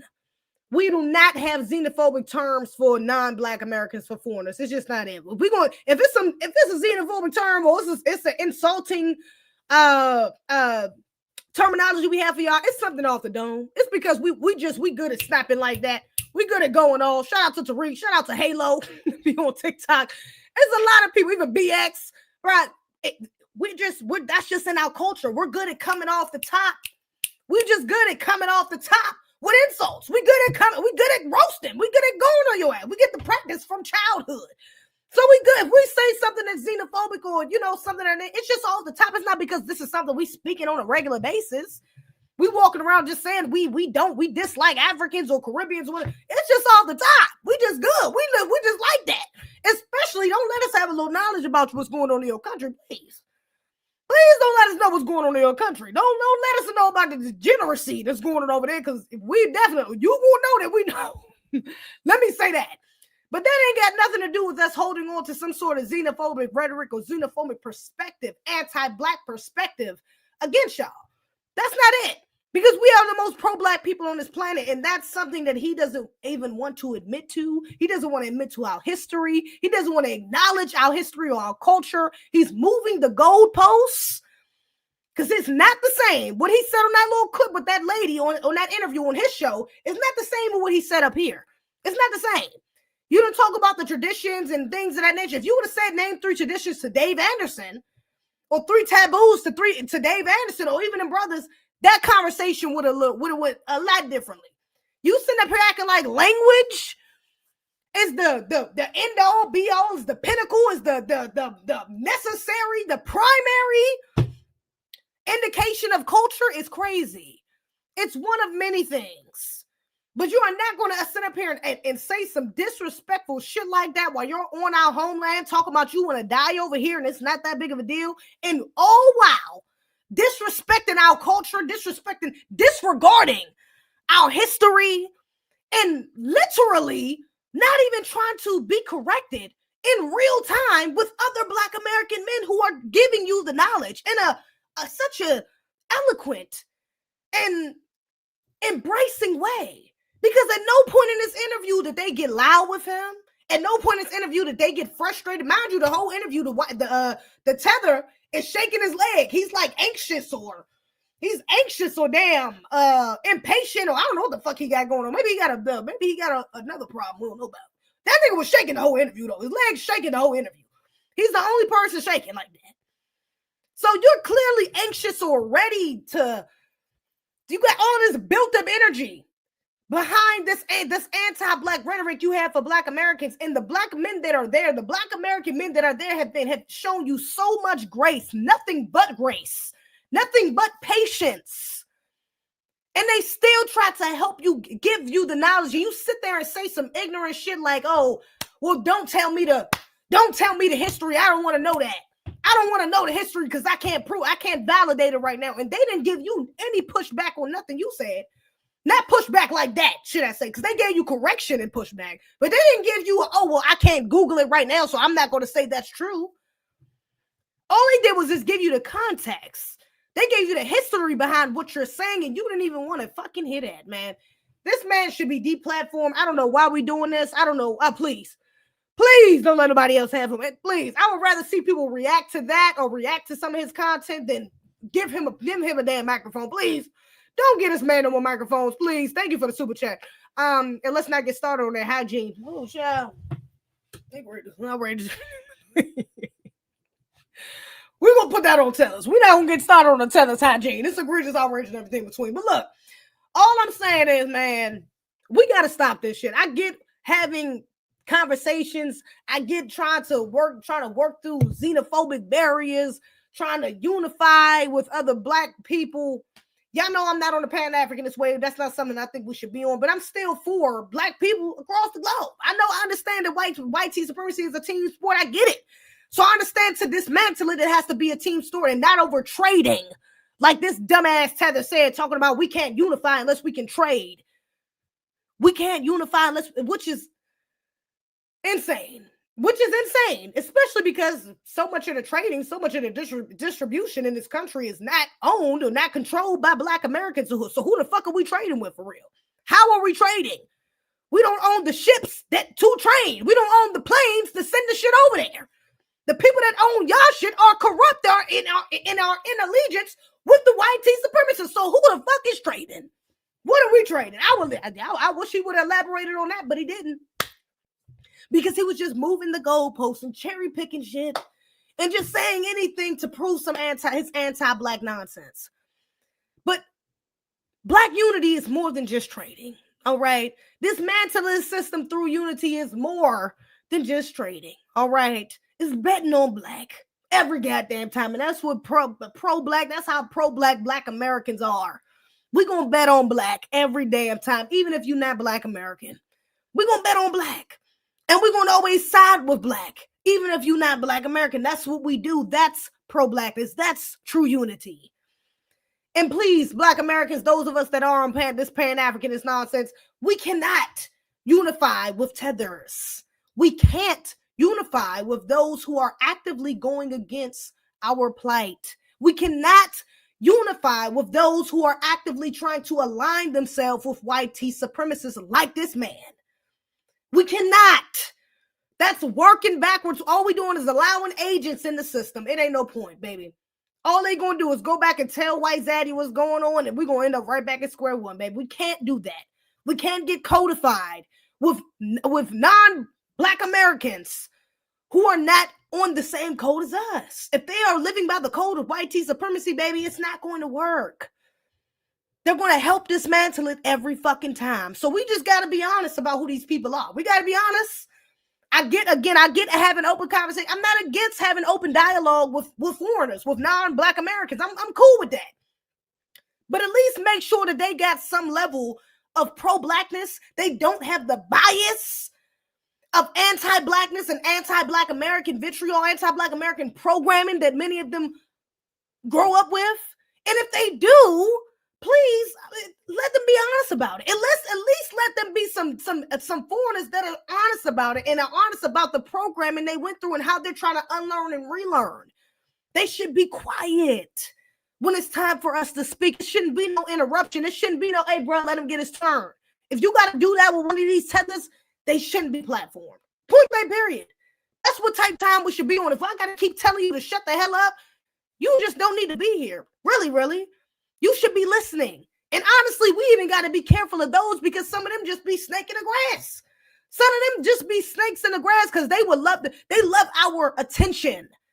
So some of them will shut the hell up and listen and still feel the same anti-Black American vitriol they started the conversation with because they just like our attention. They just like the clout they get from us. They like the spotlight that they get. They like the money that they can monetize off our attention from. So yeah, we got to be careful of that, man. That's why I'm like, we have to prioritize our own. Get on code, Black Americans. Get with other Black Americans. Shit, even some of these badniks, and the badniks you got to watch too, because some of them will use their Black Americans. I'm just saying, shit, that's why I'm like, I can't do the Pan-Africanist shit. Because some of these badniks will use their Black Americanness to also validate that anti-Black vitriol or rhetoric. So we got to be careful on all corners. We got to be careful. We can't take risks like that, baby. It's too many of them that's far gone. We just got to be fucking honest about it. It's many of us that's far gone. And some of us that ain't going to get on code. Some of us that is sold out or want to be aligned with white zaddy. It's true. Just is what it is. It's a part of the white supremacist game. It's a side effect. It is what it is. But we got to be honest about that. And this man is not going to do anything to help progress us, progress our community, progress our conversation, progress our plight politically or economically here. So why the fuck are we talking to him? Why are we explaining ourselves? Why are we telling him about our history? Why do we got to? Why? For what? I love the fact that Dave Anderson checked him and corrected him and spit the history and the knowledge that he did. And the brothers, other brothers backed him. I love that for the fact of the viewers, for the viewers' sake, for the coons or the tethers or the anti-black foreigners that was watching, specifically the foreigners that was watching that actually may have felt the same way as him, that actually did have a listening ear and want to hear the other perspective and may have had a shift in perspective. And for the Black Americans, they may have felt the same way who had a shift in perspective. I love that for the viewers.